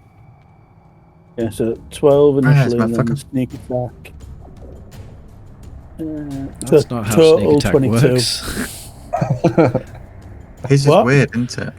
Or is it when he's in melee he gets it? Yeah, it's when you're in melee. Yeah, I get it But on if he range has weapons if I've got advantage. Yeah. Yeah, but you didn't have advantage. He had surprise, motherfucker. Oh, okay. Stop talking to the DM. Never heard of surprise, motherfucker? Yeah, so 22 total damage. 22. Nice. You fire through the flame.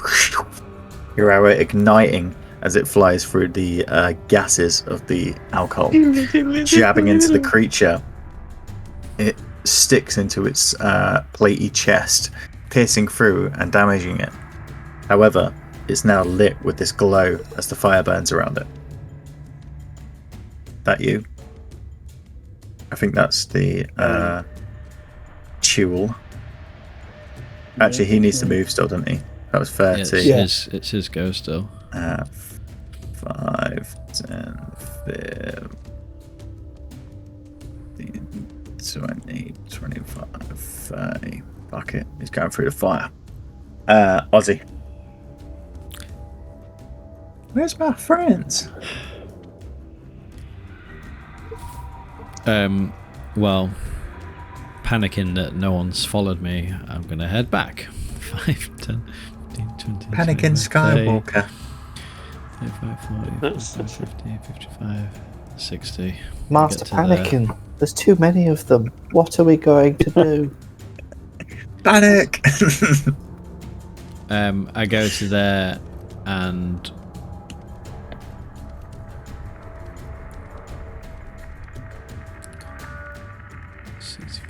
$10, 15, 20, 25, 30, 35, 40, 45.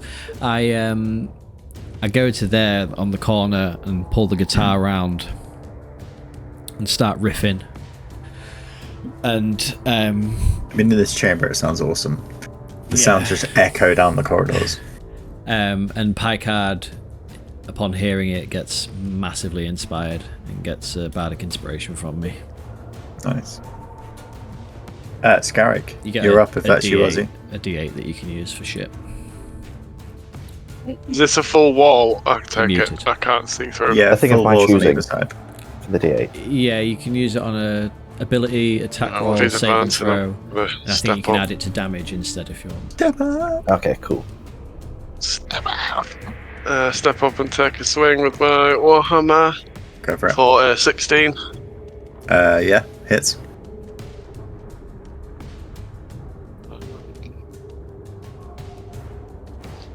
Uh, 12 damage with the first one. No damage. Yeah. Swing again, 19 to hit, so yeah. Ugh. And then a 6 on top of that. You're hitting it and you are doing damage. As you swing your hammer into it, it cracks against its thick shell. But the shell is thick and it's almost like hitting for you like an iron-bladed shield. It's heavy. But you still do damage. That you? Yeah, that's me. Styles, you're Yes, I'm next. staying And here. Picard. I'm going to move up. Oh, no, I don't want that. I need that one. I'm going to move up and start and slash at him with my rapier. Okay. 12. Misses. As Garrick slams into it, the entire creature sort of rears up, and as it's on its back legs, its pincers and front legs in your face, your rapier swing goes wide, glancing off the wall, creating a spark, and the fire arrow that's sticking out of it almost wafting past your face. Okay, I'm just going to take... Having tried to attack, I'm just going to take 2 steps back. Okay, so you can use your bonus action to disengage, can't you? Yeah. Yeah, and then without take 2 having steps back. Okay. Let's have a goosey gander then. So this one is going to attack Nigel. Was it Picard's going up before the... Oh yeah, sorry, it happen? Picard. Yeah. My bad. Yeah, go. I remembered. So Picard sees that Nigel's getting swarmed, so he's like, no! About to get crushed. And he runs in. And he's going to reach out. And he's going to inflict wounds. Okay. I presume a 22 hits. It will, yes. So 4d10s for 26 damage. Okay. You grasp onto it, holding onto one of its pincers as it sort of fights against you. I presume you're using your ghost arm for coolness. Yeah. Your ghost arm surges with this black ink-like magic that just comes from you and spreads onto it. You can see how it visibly marks the creature and burns. Again, its tendrils just lick out towards Nigel and you as it sort of squeals in pain, and the shrill scream echoes down the caverns towards you, Ozzy. Anything else, Bygard? Nigel's gonna go with his short sword. Nigel! With a 14 to hit. Unlucky Nigel. The shrill scream echoes it out his hand. He sort of got back a little bit. Yeah, that's me done. Okay. Well, he's going to go for Nigel. Oh, thank God.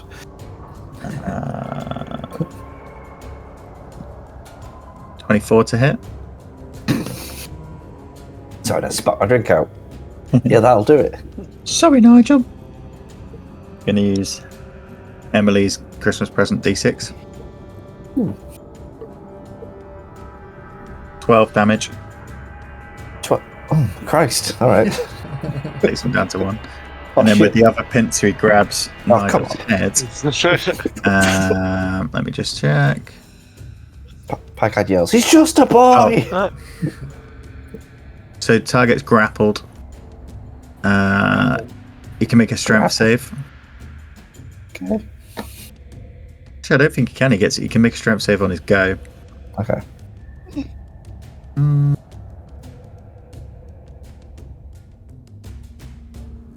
So let me read.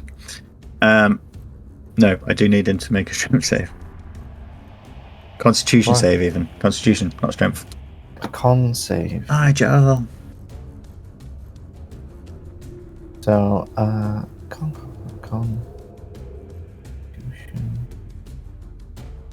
Save, so I think he gets a +2.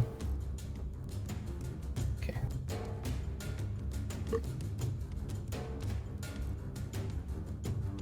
Actually, I don't think it'll matter anyway. Doesn't matter. Because of what Nigel is, sorry. Okay. He's just bones, isn't he? He's just bones. He can't be poisoned, can he? Immune to poison, yeah. Yeah, because he's just bones. Fine. He's coming in with the other claw anyway. So 15.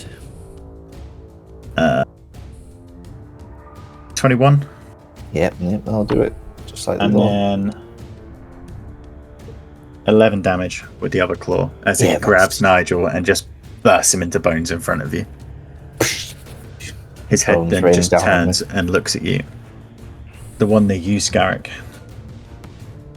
His first pincer comes down for 12, misses. Yes. Second one, 16, misses. Both of them just come down and they sort of both try and almost scissor and clamp onto you, but you, with your shield up and your armor on, you just brace inside and push him back off. You feel the strength though. This is a beastly creature.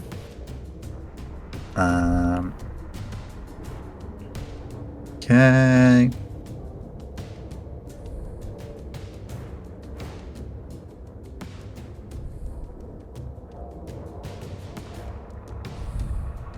As you look behind Nigel, who just got shredded into bones, from the darkness where your sword is emitting, another creature appears.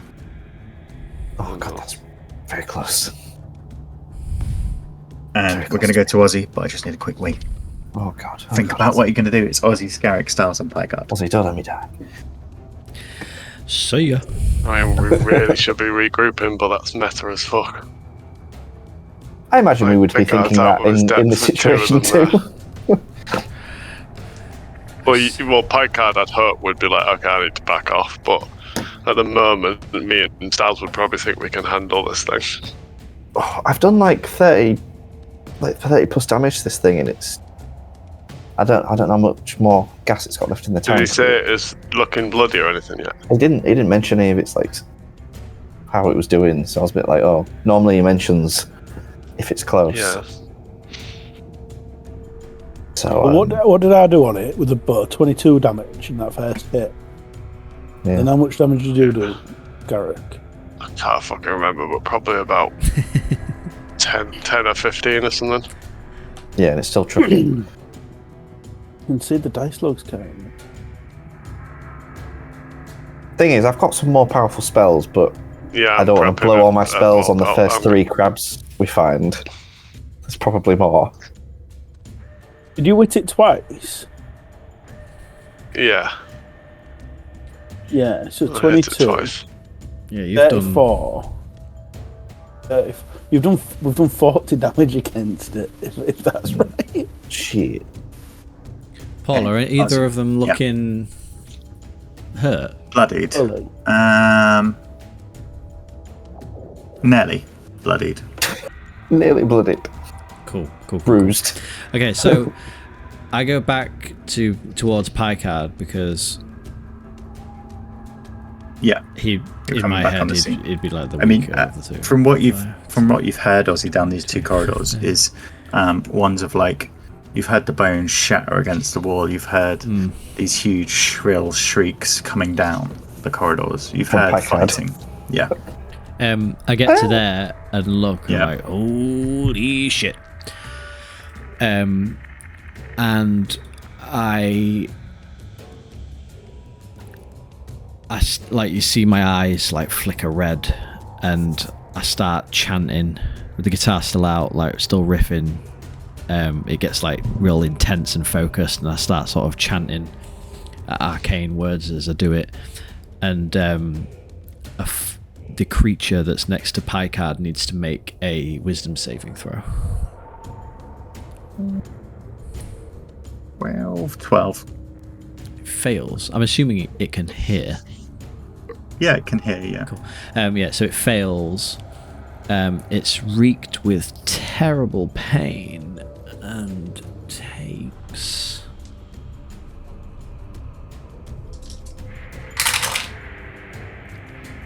It takes 11 psychic damage. Nice. And it must immediately use its reaction to move as far away from me as possible. Far Yes. from you. Good move. Its reaction can't dash. It'll just have to take its movement, won't it? I think, guess. on its Yeah. reaction. Yeah, it's to move as far as its speed allows. 25, 30. You hear a shrill screech, and as it does, its tentacles sort of lash out towards you, Picard, and you feel them whip against your face. And as they do, they sort of sting. You can tell these tentacles are dangerous as well. After And it scuttles down the corridor, climbing over the one behind it. I do that, and as it starts moving away, I shout, Picard, run, get over here! Get over here. That's me. I see. You don't have to tell me twice. I do have to tell you twice. Okay. Scarrick. Scarrick, Styles, and Picard. I will. Seeing your Warhammer's doing damage. Yeah, I saw it doing damage, didn't I? Yeah, I'll take another swing with my Warhammer. Okay. Sorry, I'm just on the wrong screen. The DM's smiling a little bit too much. That's not a good sign. 14 to hit. Pump your shit into it. Misses as it sort of arches out the way and then ducks under. Your hammer swings wide. I'll swing one more time then. Okay. Oh, fuck off with an 8. Slamming your hammer into the rock, you feel the wall shudder under your strength. The creature tries to go in for a jab, which then you pull back. You knock it out the way, resisting its attack, but not managing to get yours. Anything you wish to do? Sorry. Movement? Okay, Styles. Well, no, because I'd have to disengage.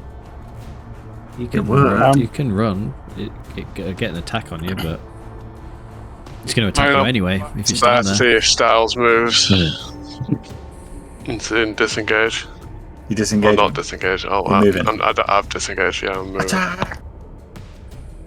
18. I miss. Not for big boy. Ooh. Good move. Did you not move your full? Moving backwards. No, because I want to Styles. protect Styles. Yeah, he To be doesn't run fair. away from a fight. You've got a good get out Oh. of jail free card most of the time, haven't you, with a AC of 20. Styles, then Picard. I'm going to advance forward and have a slash again. Okay. This time you will get your thingy have you hit? 20, did you say? Yeah. Dirty. 17. Yeah. Hits. 17 hits. You get your sneak attack because there's no allies around it, and you're in one-on-one combat.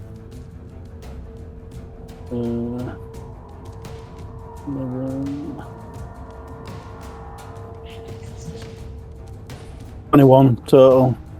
Damage. Nice. You sort of, as you're watching Scarrick swing and slash back and forth, you've watched and you can see where the joins in its plates come together. You take the time as you move in with the light of the flames behind it almost illuminating it. You jab under, cutting through some of the pink flesh that lies under its hard shell. This one's looking bloodied.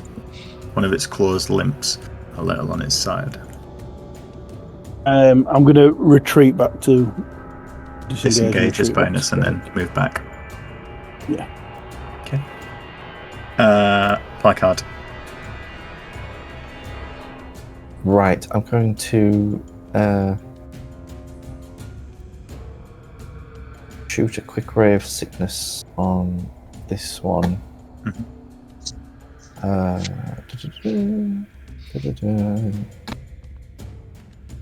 24 to hit. Yeah, hits. Roll damage.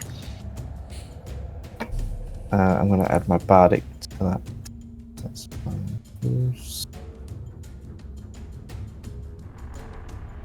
So 10 damage on that. I forgot to do this for the last one, but he has to do a con saving throw. Okay. Of 14. Everything is nat 1 plus 3, 4. So he is poisoned until the end of my next turn. Okay. Cool. So disadvantage on attacks and ability checks. Nice. Can they be poisoned? I was going to say, like... Oh no, shit, he's immune. Oh, he's immune I to poison. thought that might happen. Yeah. Champion! Soz. God, you had to tell him. It's him then. And I'm just going to leg it. Yeah. Hi. What took you so long? Look what they did to my boy. I'm holding quick like question, a beamer. The one who's running away from you, does he have to do it until the end of your next turn, or? No, it's just on that action? It's just that reaction. Yeah, then it can go back to normal, I think. Okay.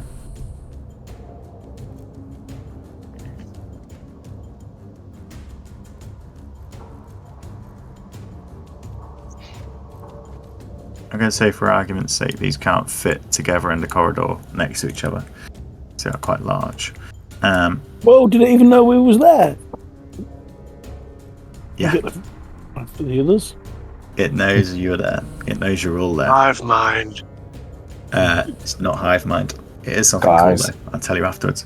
The first one's going to make an attack on...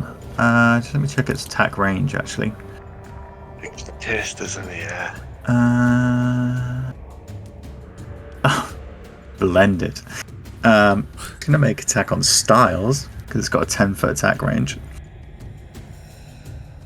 And that will be 16 to hit on the first one. Beats it, doesn't it? Yep. Yeah. So it is going to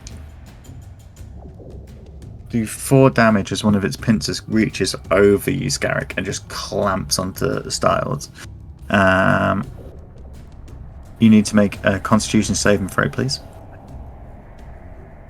I'm trying to find my thing. I can never remember how I. Not you. You're not. Oh yeah, you're. Oh dear. Interception. I'm going to use a look. Hang on. Let's just see if the interception stops the damage. Reduce the target by 1d10 plus 3. So it's probably going to get rid of damage, but you'll still be grappled. So what's your cons? I got a natural 1, but I'm using a look. Okay. 11.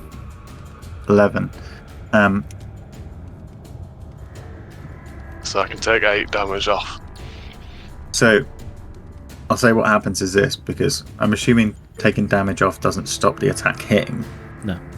Well, so I you jam your shield in between the claw. Yeah, I guess. So he doesn't get the crushing damage, but what does happen is the claw on the back has these sort of needles that dig into your back, Styles. As they do, you just feel this poison just seep into your body. Not being able to resist it, you become poisoned for 1 minute. 6 rounds. So your attacks will be disadvantaged, and you have disadvantage on ability checks as well. I'll say for your interception, the claw comes off, so he's not grappled anymore. However, that was only his first attack. The second one's coming over. 21. Hits. 9 damage as the second claw reaches over and tries to grasp where the first one's broken off. Can I use my uncanny dodge to half it? Half the damage, yeah. So it lowers down to 4. But you do become grappled again, and you need to make it another... Well, you can't get double poison, can you? So you'll be fine. Was that a save he made? It was a con save before, yeah. Which 2 have made a difference, because he does have a +2 when he's next to me. What did you roll? It would make it a 13. I rolled 11. It would make a difference. But that's meta, because I forgot Retroactive. to mention it. It's not counted. It's poisoned. I need to remember that. Remember for next time. I thought that's what you were doing, but you weren't. You were doing your shield reaction thing, That was weren't my you? shield thing. I just saved forget him I've for the also damage, got to be fair. +2 saves. Ozzy, it's back to you. Let me poison someone, goddammit. If only we'd all retreated and funneled them into an area with a big fireball. I will... As Packard reaches me, I sort of like step in front of him a bit to sort of step in front of him to shield him, and I think I'm gonna do the same thing again. Just you see my eyes glow, and Packard hears me muttering arcane, and he needs to make a wisdom save. Okay. 2. Fail. Buckle.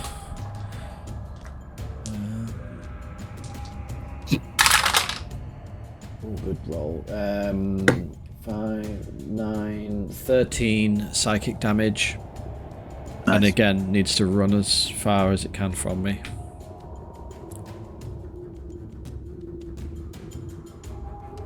Yep. And then I'm gonna back off 5, 10, 15, 20, 25, 30. 25 to there, and now, like, can I see? I guess I could. Yeah, I'll reveal the sort area. of see them a little bit. Yeah, so the path just sort of comes up here, connects. And I'll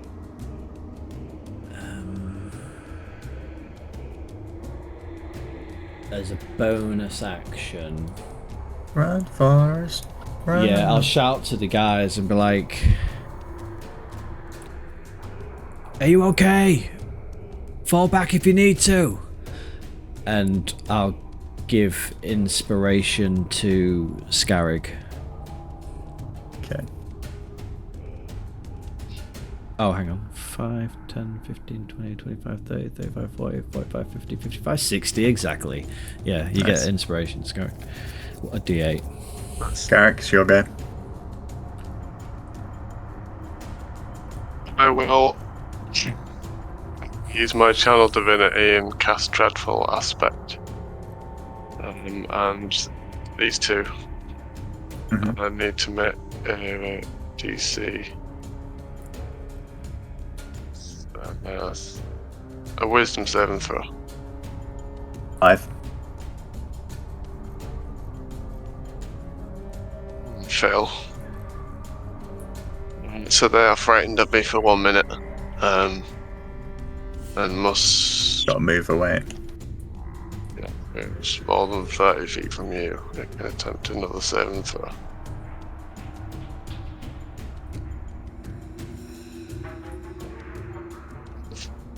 Yeah, so they move their movement away. Could be good. We can use this to fall back. So 5, 10, 15, 20, 25, 30. I'm going to move to there. They're not that fast, to be fair. Probably Keep so. shooting and moving. If we could funnel them that you, Scarrick? somewhere, I could fireball them. Styles and then Picard. That's nice. Because I'm feeling crappy, I'm just going to run, what is it, dash, you can double your movement. Yeah, you can technically use your bonus to dash again. Yeah, you can actually do it 3 times. You could shoot, and you can also do a dash if you wanted. Yeah, you could shoot and move 60 or just move 90.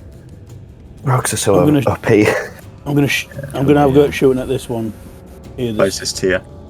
Yeah. Yeah. Roll for attack. So I've got disadvantage on. Just normal. Oh, disadvantage. Yeah, disadvantage poison, don't you? Yeah, you have. Poisoned, yeah. I remembered. Oh, natural 20 on that one. 16's the lowest. Hits, meets it, beats it. 1 round of your poison bomb. 1 sec, no. Knock that off. 15, I rolled the wrong die, so I've knocked one off. Okay, misses. Just. Misses. Right, I'm going to... So I can dash 60 then, can't I? Yep.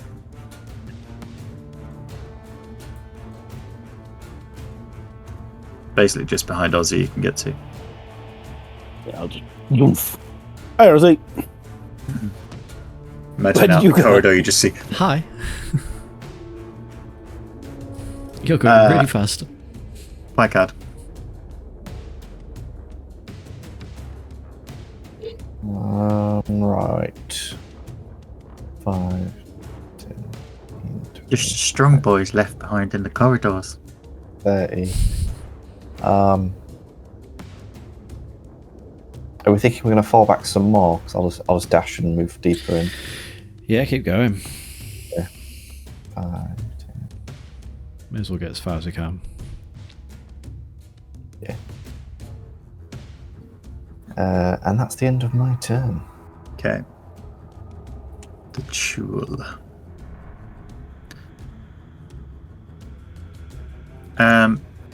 Who was it who did the last fear spell? Was it you, Gallic? Do they have to make a save before they can move towards you again? Hounds are 30 feet away as another save. What's the DC? 13. 16 on the first one, 9 on the second one. So 1 fails. Yeah. Does he have to move away from you again? How long does it last? Yeah. Till the end of your next minute. turn. Fucking hell, a minute. Shit. Yeah, he's gone, man. He ain't coming back. They can dash though.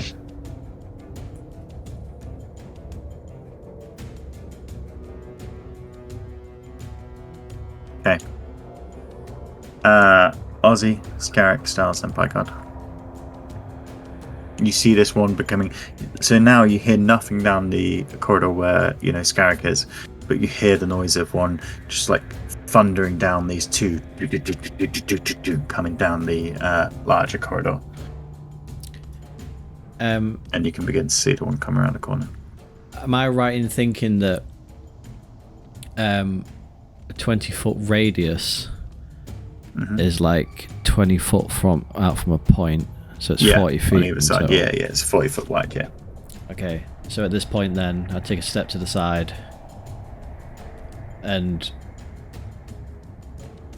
I'd turn to Styles and say, "Keep going!" And he sees me point my finger out and flick a tiny flame that shoots past to the creature. The creature almost like flinches like it's going to hit him, but it just zooms straight past him and just lands right in the middle there. Yeah. And just fills that corridor. Okay. It's dex saves, isn't it? It is. Yes, a dex save.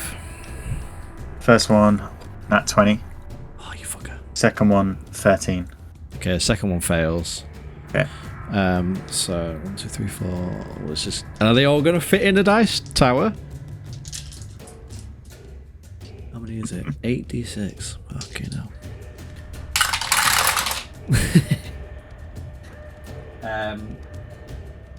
So 5, 10, 15, 19 fire damage. 19 total.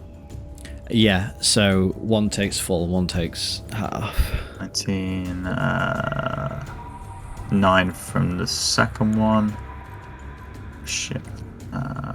Did it.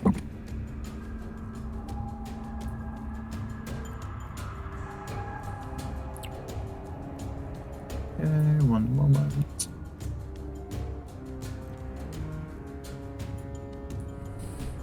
So there's just this huge rumble that echoes through the entire cave. Everyone can hear it as you fire it down. It lands in this cavern and just blasts out either end. For a moment, the 10 foot by 8 foot space is just filled with flame. Then, as the flame dies, just this black smoke sort of billows out, and the smell of all I can describe is like burnt seaweed comes out. The creature cries out in pain. You hear both cries still, only just. But the one closest to you seems pissed off. Okay. Did I get the impression that it hurt them more than usual, or just a usual amount? Same amount, yeah. Okay. It hasn't they haven't curled up or anything. They're still stood. At that I start running again. 5, 10, 15, 20, 25, 30. Hi. Okay, Skellig. Oh, hi, Mark. Oh, hi, Mark. 15, 20, 5, 30. And then I'll dash 5, 10, 15, 20, 25, 30. Nice. Styles. And Pycon. I am going to You've seen all your friends run past you at this point. iron arrow Okay, nice. at the one closest. Uh-huh.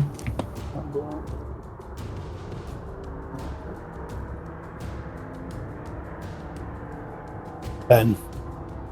10. Misses. With that missing, I'm going to run away. I can say that at this point there's still smoke billowing out from this thingy, so you're almost firing into smoke and it just doesn't hit. So you can move 60, mate. It'll bring me behind everyone else.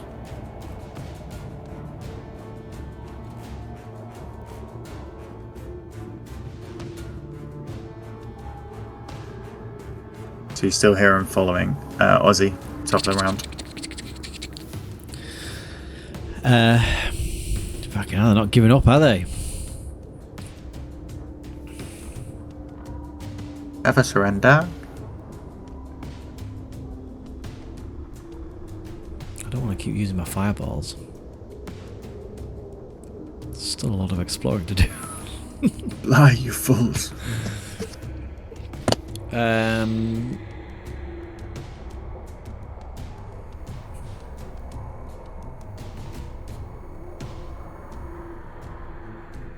Garrick after you, Styles, and then Pygard.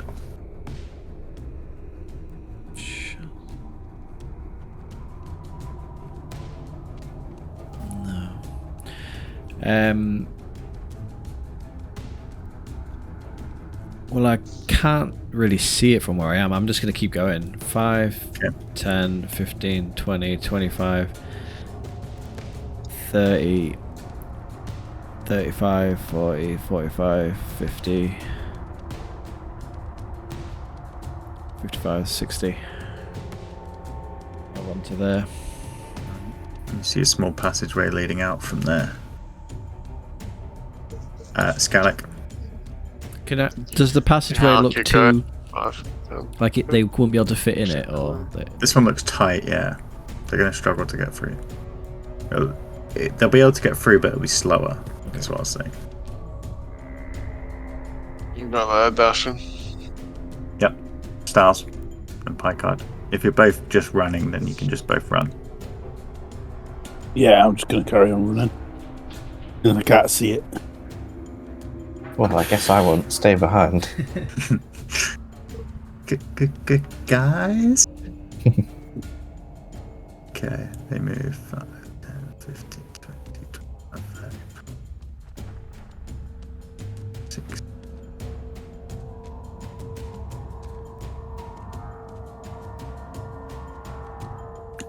Okay, Ozzy. Got a cunning plan.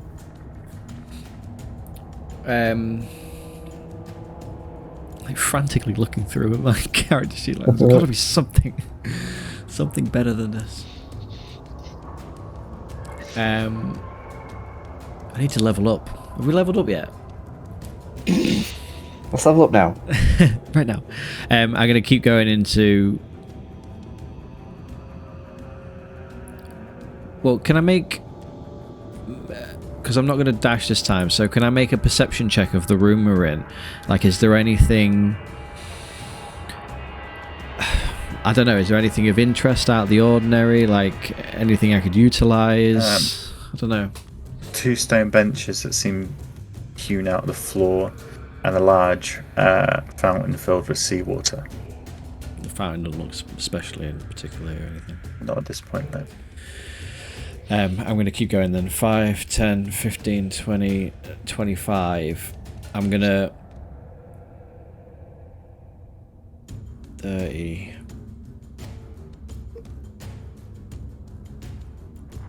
I'm going to, like, go to there and shout, "Everyone get down here! I'll stop him." Okay. Gallic. I'll try. Thousand Pike out of your just run. Feel free to run. Okay. Oh, go past me, That's all I can actually get to. Use dash. Oh, yeah. No, you just need to like there. 20, 25. He's disappeared. You're a wizard, Harry. Styles, you moving? I'm running away like everyone else. Yeah. It's the noble thing to do. So there, this one.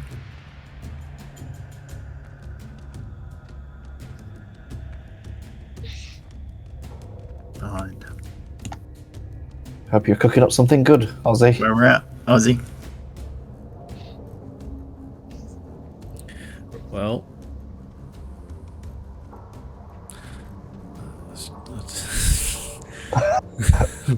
I said I hope you're cooking up something Just good, leave him there, Ozzy. keep running.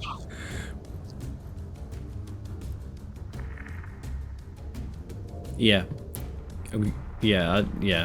I want them a bit closer together. I'm going to keep going. 5, 10, 15. Get out of my way! 20, 25, 30, 35.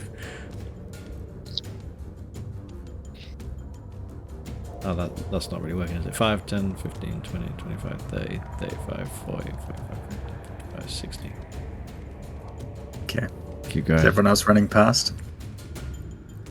30, 40, 45.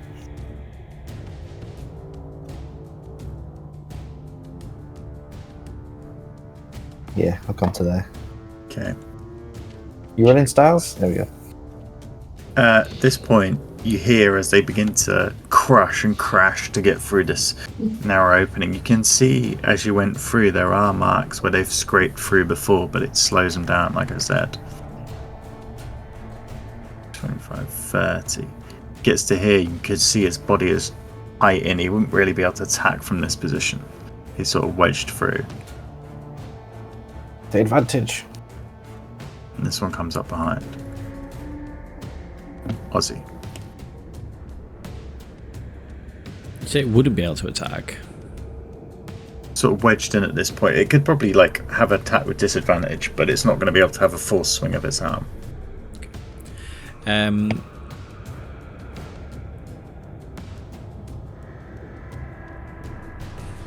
Just checking something.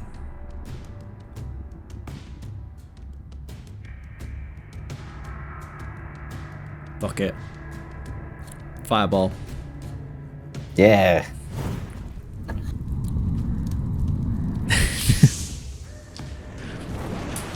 in this condensed tunnel. Yeah, just like You fire it down. fling a fireball between it. Oh, It launches. where is it even going? Landing next to him. Deck saves. First one, 13. And that one on the rear. They both fail, so take 10.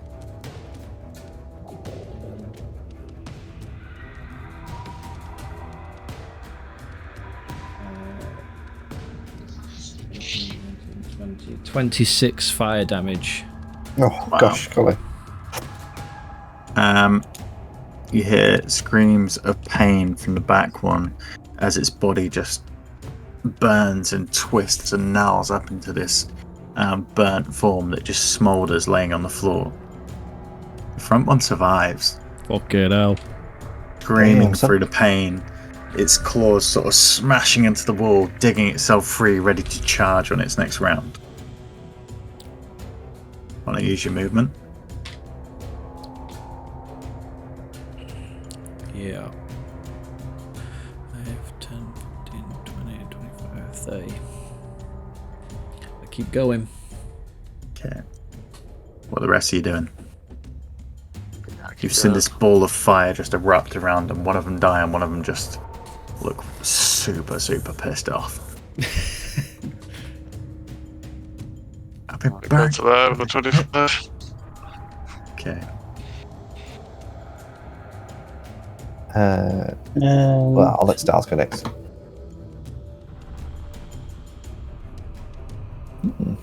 A room. I'm going to shoot an arrow at that first one just because. Yeah. Okay. Attaboy. Let's do that then, I guess.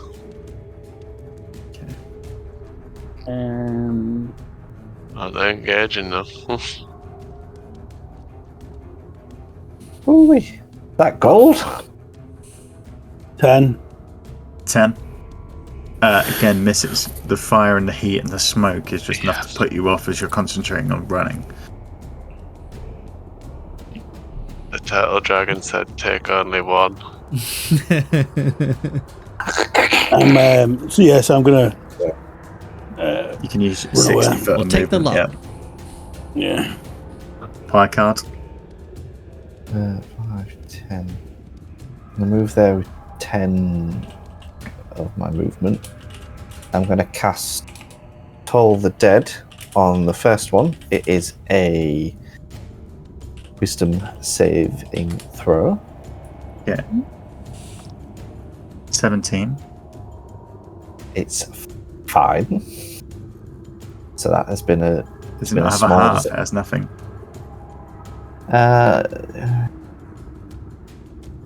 Shake it off. Too pissed to get attacked mentally. Yeah, it's fine. I'm gonna fuck you up. Well, that was a disaster. 5, 10, Run. yeah, I'm just going to move to there with my remaining movement. Okay. I tried, Ozzy. I tried. Get to there, I'd say. Oh god. Oh god. Oh jeez. Ozzy. Just fuck As off. you, sorry, I'll just describe what you see. This grand chamber in front of you, for the guys who've entered it, spans 80 foot across. Its ceiling a natural dome. Its top hard to see in the darkness above. Half of this chamber is a large sea pool with a figurehead of a serpentine creature spouting water from its mouth. The other is a rocky, sandy floor littered with the wreckage of ships and treasures. As soon as you enter, Styles, you see your box just here. That's my box. And as you look across the room, you see two shapes come out the water in front of you. Piss. Oh, fucking hell, man. Right, we're going to have to fight this on both fronts. Is this guy? This guy must be looking rough, right? He's rough, yeah. Bits of him are hanging off. There's still thing. He's got two massive claws still there. Come on, we can take him. That's your problem. Yeah, I know, but like I'm using my spell slots here. He's very tight in this corridor, Paul, I will say.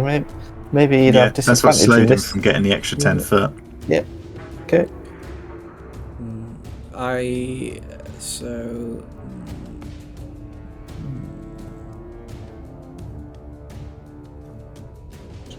concentration. Yeah, it is. I will. I pull out my crossbow and fire towards it. Okay, roll for attack.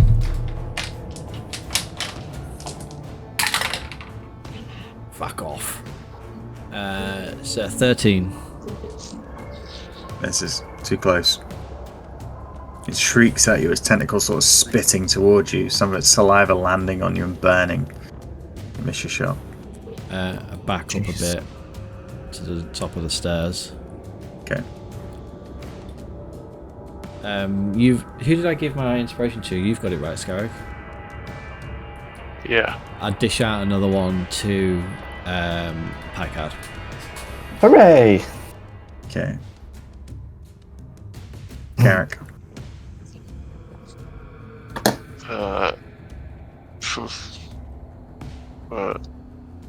Suppose go 5, 10, 15, 20, 25.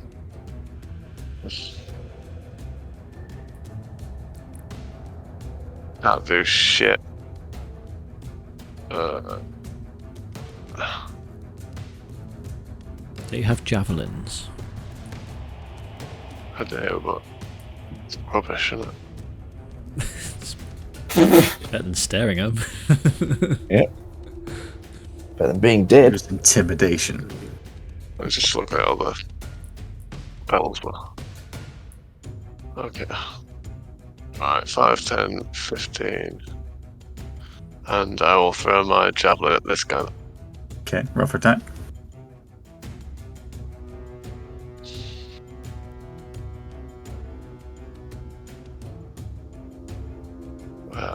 17 to hit. Damage. And that's a 10 damage. See it flies across, landing into the figure, who begins to crawl out of the water. It says I get 2 actions per melee. It does count as a melee weapon. Does that mean I get 2 javelin Ranged. Ranged weapon. Right. It's only melee if you stab it, right? Well, it doesn't say ranged on javelin. It does on the longbow. Yeah, I think you can use it either or. I think you can use it like a... It's a throwing weapon. Or you use it as a ranged. That's my right, okay. interpretation. Yeah, that's what you mean. Because it takes more time to concentrate and aim than it does to just swing it. Yeah. It's not like you can throw 2 like that, and actually you can't throw left-handed. Like... Yeah.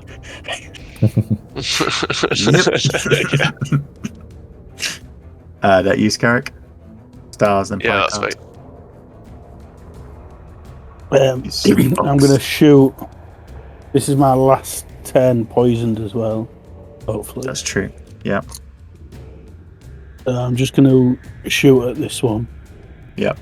Roll for attack with disadvantage. Oh, that's gone tits up. 9. No. The poison just seeping into you every time you try and aim and concentrate. The pain just sears through your body again.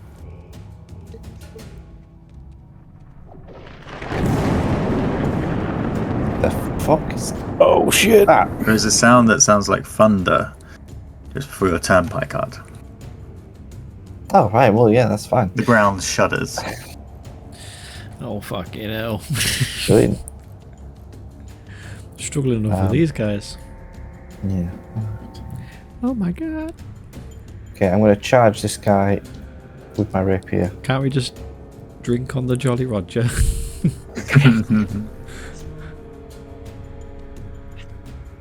Nat 20 to hit. Yeah, yes, dude. You think you are, Kurt? First one in a while. Yeah. Roll for damage, mate. So it's going to be 13 damage. And I'm going to channel some necrotic divinity into that.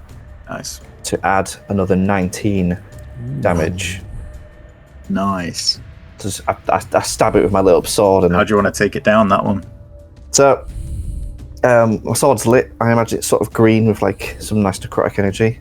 Yeah. I stab it right into the chest, and it's like, pushing on it like as it's like struggling through the corridor. Yeah. And then I sort of, for some reason, mime pulling a trigger on the sword, and it sort of like just blasts out, blasts out the back of it like a shotgun. Bits of sort of crustacean just blast across the walls as it explodes out, covering you in a weird sticky mucus. And I taste it on my lips, and I go, "This might make for a fancy cocktail, actually." If only I could taste. The sound you heard comes again, another crash, another thud. You see parts of the roof above you beginning to collapse, and at that, erupting from the water, the familiar head of the dragon turtle, our old friend, arrives on the scene. Oh shit! You see him look around the room, and through Ellie, Ozzy, immediately get the sense that you need to hide. If you want to shout it, you can. Okay. Like, take cover.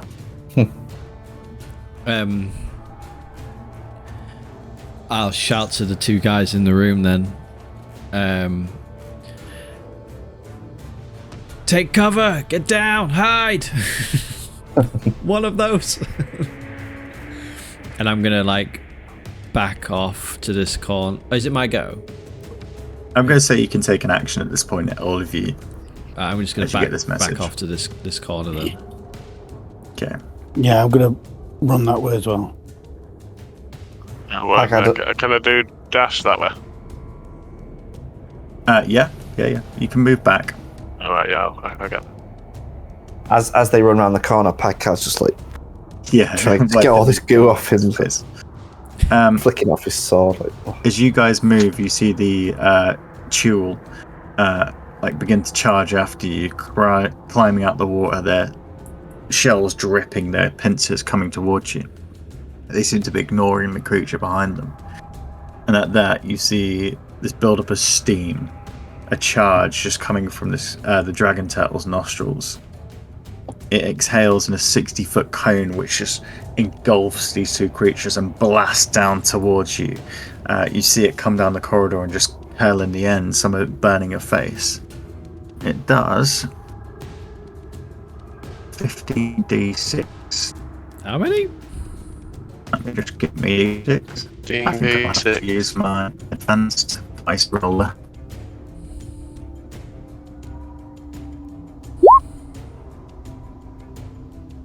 What was it?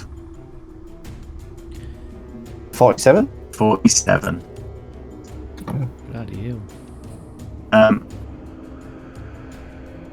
You hear cries of pain as the two creatures that are in the room get engulfed in this mass of steam. You hear the dragon turtle breathing in, and you feel the pressure in the chamber just suck out of it. Almost like your ears pop. And again, a second blast just engulfs. You hear the high-pitched, shrill screams of these creatures slowly fade as they blink out of existence. After a few minutes, the room cools down enough for you to enter. And as you enter, you see the curled, crippled forms of the creatures you'd been fighting, curled up near the ocean. The dragon turtle sits in the water. I was worried for a second. I thought you were going to turn on us. Holy free holies. Helped me. Help you. Oh, thank you. You came just at the right time. The deal was we got to take whatever we wanted. One of each item, right? One thing. You see the steam still sort of swirling around the roof above you. What is around us? Yeah, I'd like to investigate the loot pile. So, the loot around you, there's a large chest, which is obviously the thing you came for. Everything else is, it is a collection of all sorts of bits. There's obviously the large piles of gold, coins, cups, large piles of silver. Each one, most are covered with sort of a seaweed, sort of algae texture. In the corner are chests, crates, barrels, anchors, pieces of ships. You see coiled up sails. You see crates that you recognize from trade vessels and stuff like that. It's just a pure litter of items. Packard thinks to himself, if the Mr. Men can take this turtle.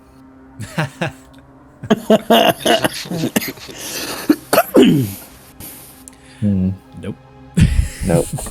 He looks at the melted remains of the... Well, he just did 47 damage in one attack, and that's more than my hit points.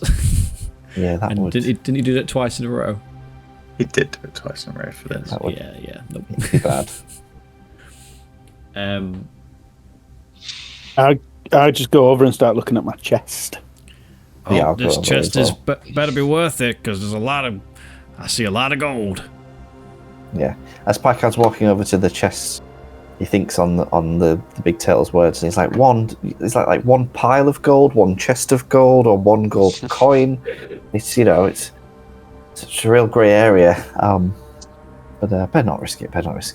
Hey, what's in this box? You look at his head. His head sits like this large, just on the like shallows of the water. His eyes just on you.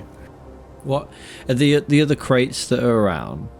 Mm. And there's some chests and stuff. Like, are they open, sealed? Like, some you can see are sort of cracked, and inside you see, just like pots and vases, and you can tell some have been packed with fragile goods, perhaps. Some seem to be barrels of liquids, alcohols. Seems like there's no special items. Without going too close to stuff. But here's the one thing: I'd stop getting distracted by the gold. I know that looks great, and I'd really love to come back, but I comment how I wonder how my chest got down here in the first place. There's a puff of steam that comes from the dragon tail. Well, that answers that question, I Mr. think Stiles. he's getting a bit fed up of us sitting in his hoard. We'll start lifting the crate. The water from the fountain is just splashing off his back and cooling the air. Ozzy's just kind of like staring at the dragon turtle, just kind of like enamored by it almost. This is a creature that very few people have seen. Yeah. Packard looks and notices, and he says, "God damn it, Mr. Ozzy, you can't fuck this one too." I'm thinking about it. Of a puff of steam comes from his nostrils. Yeah, the surreal and beautiful nature of the scenario and surroundings, just like Oz is taking in for a moment, just staring at the giant head with the yellow eyes and like the steam. Yeah. Just thinking like,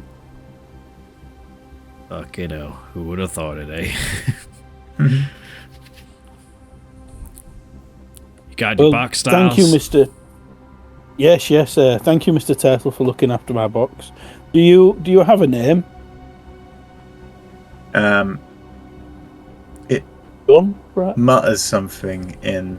Well, it says something in Draconic, which I assume Ellie would understand. Although Ellie's not It does here. have a name. No, but... She wouldn't be able to hear it, would she? Tell it to her later. Come by the other way around. Just remember the sound. Yeah. Yes. He does have a name. Can you pronounce it? Thank you anyway. Not in Draconic, no. I've only translated it into Common. Oh, okay. The Draconic dictionary is quite limited, unfortunately, for us mere mortals. Bar. It's only my second language. So. I say to the turtle, could you give us a hand out of here? Like, could you maybe ferry us up to the surface?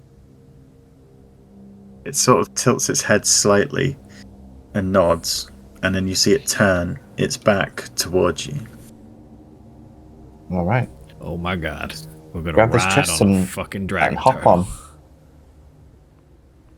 Climb aboard, holding on, wrapping around the seaweed that's thickly embedded onto its back. Packard doesn't help. He just merely points. And yep. Lift with your knees. Guys, Are you using any rope to lash, or are you just holding on? I would. Yeah, I suppose. I tell you what, you have got that you could. Actually, wouldn't work. What, the immovable But the rod? Yeah, it'd stay in place. Just wouldn't push it down and then clamp it on top. No, it? 'cause Yeah, it would, but it only it stays in stays- place for stays- space, can't and lift it. it space, yeah. stay on It stops objects. the turtle from moving. Oh, right, yeah. Or it would just hold the That bottom. turtle It would just stay gets in crushed and the dies. I would. You can lash it down. Yeah, tie it down. Yeah. There's Yeah, nothing we sort use, of we use rocky rope outcrops. between us, tie it down, and then I think I'd just hold on. Actually, fuck it. Yeah. Hmm. And I say out loud, I'm already working on my next song. It's gonna be a It good one. says, hold breath. And then a huge exhale of steam as he just begins to descend I into just the pull- water I coming just up around you. Pull over my mantra hood. Yeah. It dives under, and the sort of, it's quite dark blue anyway in this chamber because there's no sunlight to illuminate it, but the dark blue just seems to get deeper and richer all around you as you feel yourself being pulled under the water at quite a great speed. This chamber in the very base of this whatever it was in the past seems to lead just to straight open ocean. As you peer around in the gloomy darkness, you see rocks and jagged formations above your head. After around 30 seconds of going through the water, some of you struggle to sort of breathe and you're just trying to keep it in. Above you see daylight. The sun coming through the waves above, creating that rippling effect. And with that, the turtle turns and begins to rapidly climb. Your ears, again, the pressure changes they're going through, almost causing them to burst as it comes up, slowing just before the surface, and then cresting the water. You and its back and your treasure attached.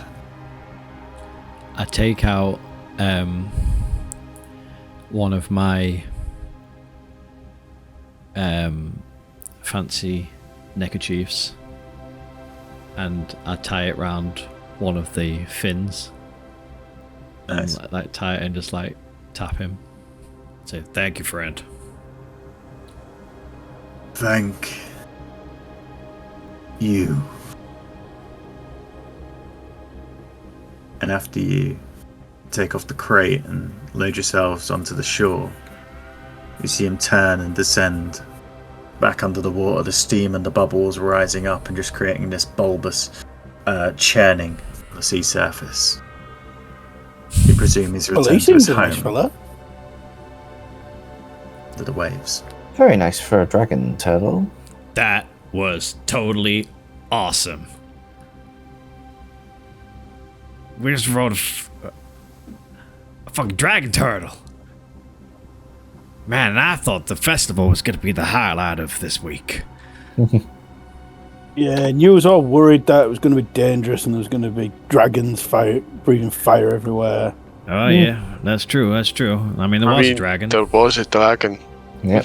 Yeah, but there's no fire. Turtle can. You got that tattoo for nothing. Oh, Oh, yeah. yeah. Well, no. Well, that's with you forever now.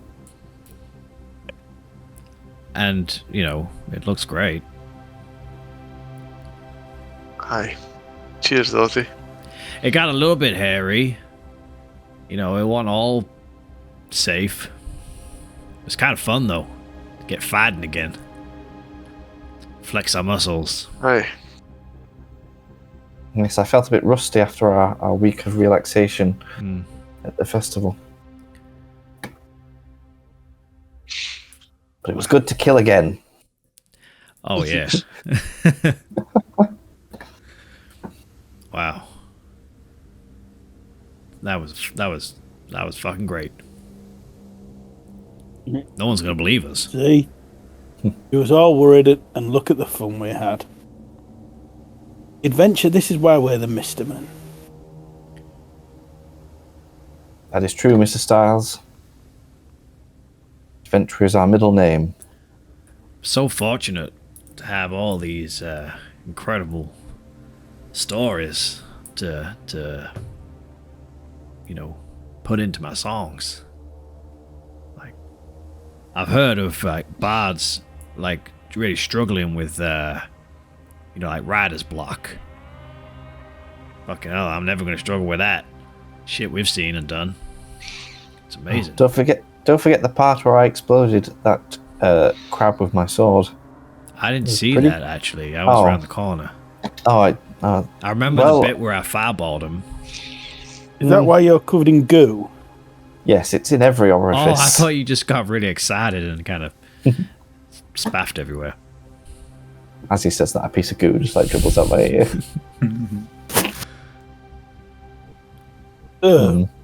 Next up, who fancies exploring some shipwrecks? Oh, jeez.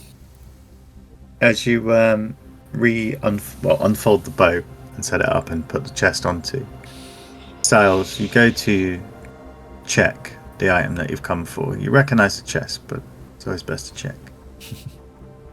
Open it up, you see inside the helm, just as you left it, except over the time in the cave and the movement, some water has seeped in, causing some barnacles and crustaceans to grow. While the rest of the crew are tending to the sails and preparing to set voyage, you instinctively reach down with your hand and touch the Spelljammer helm.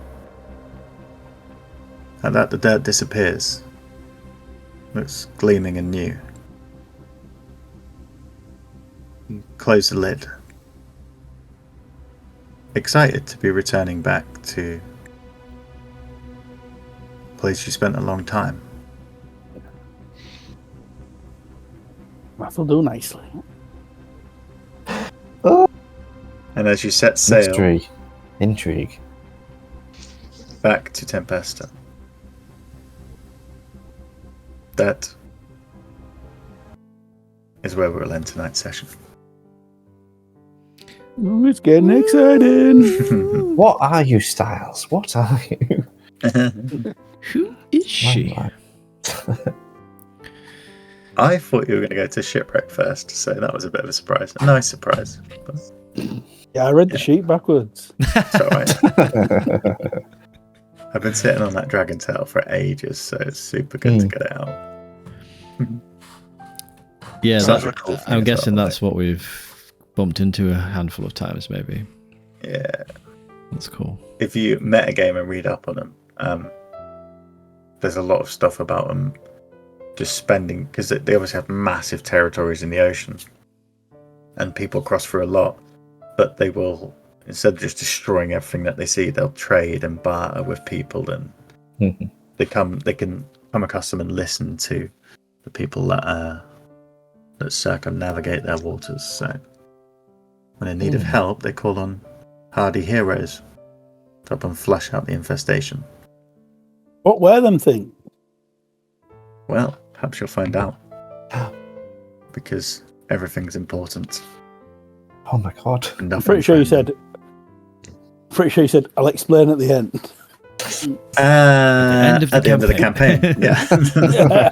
In 20 at the years. end of the bit where they're important. In the next festival, I'll explain. And that's the end of session 315. So What were those crabs? I'll now tell you what them things were. Cool. Well, thank you very much, guys. Yeah.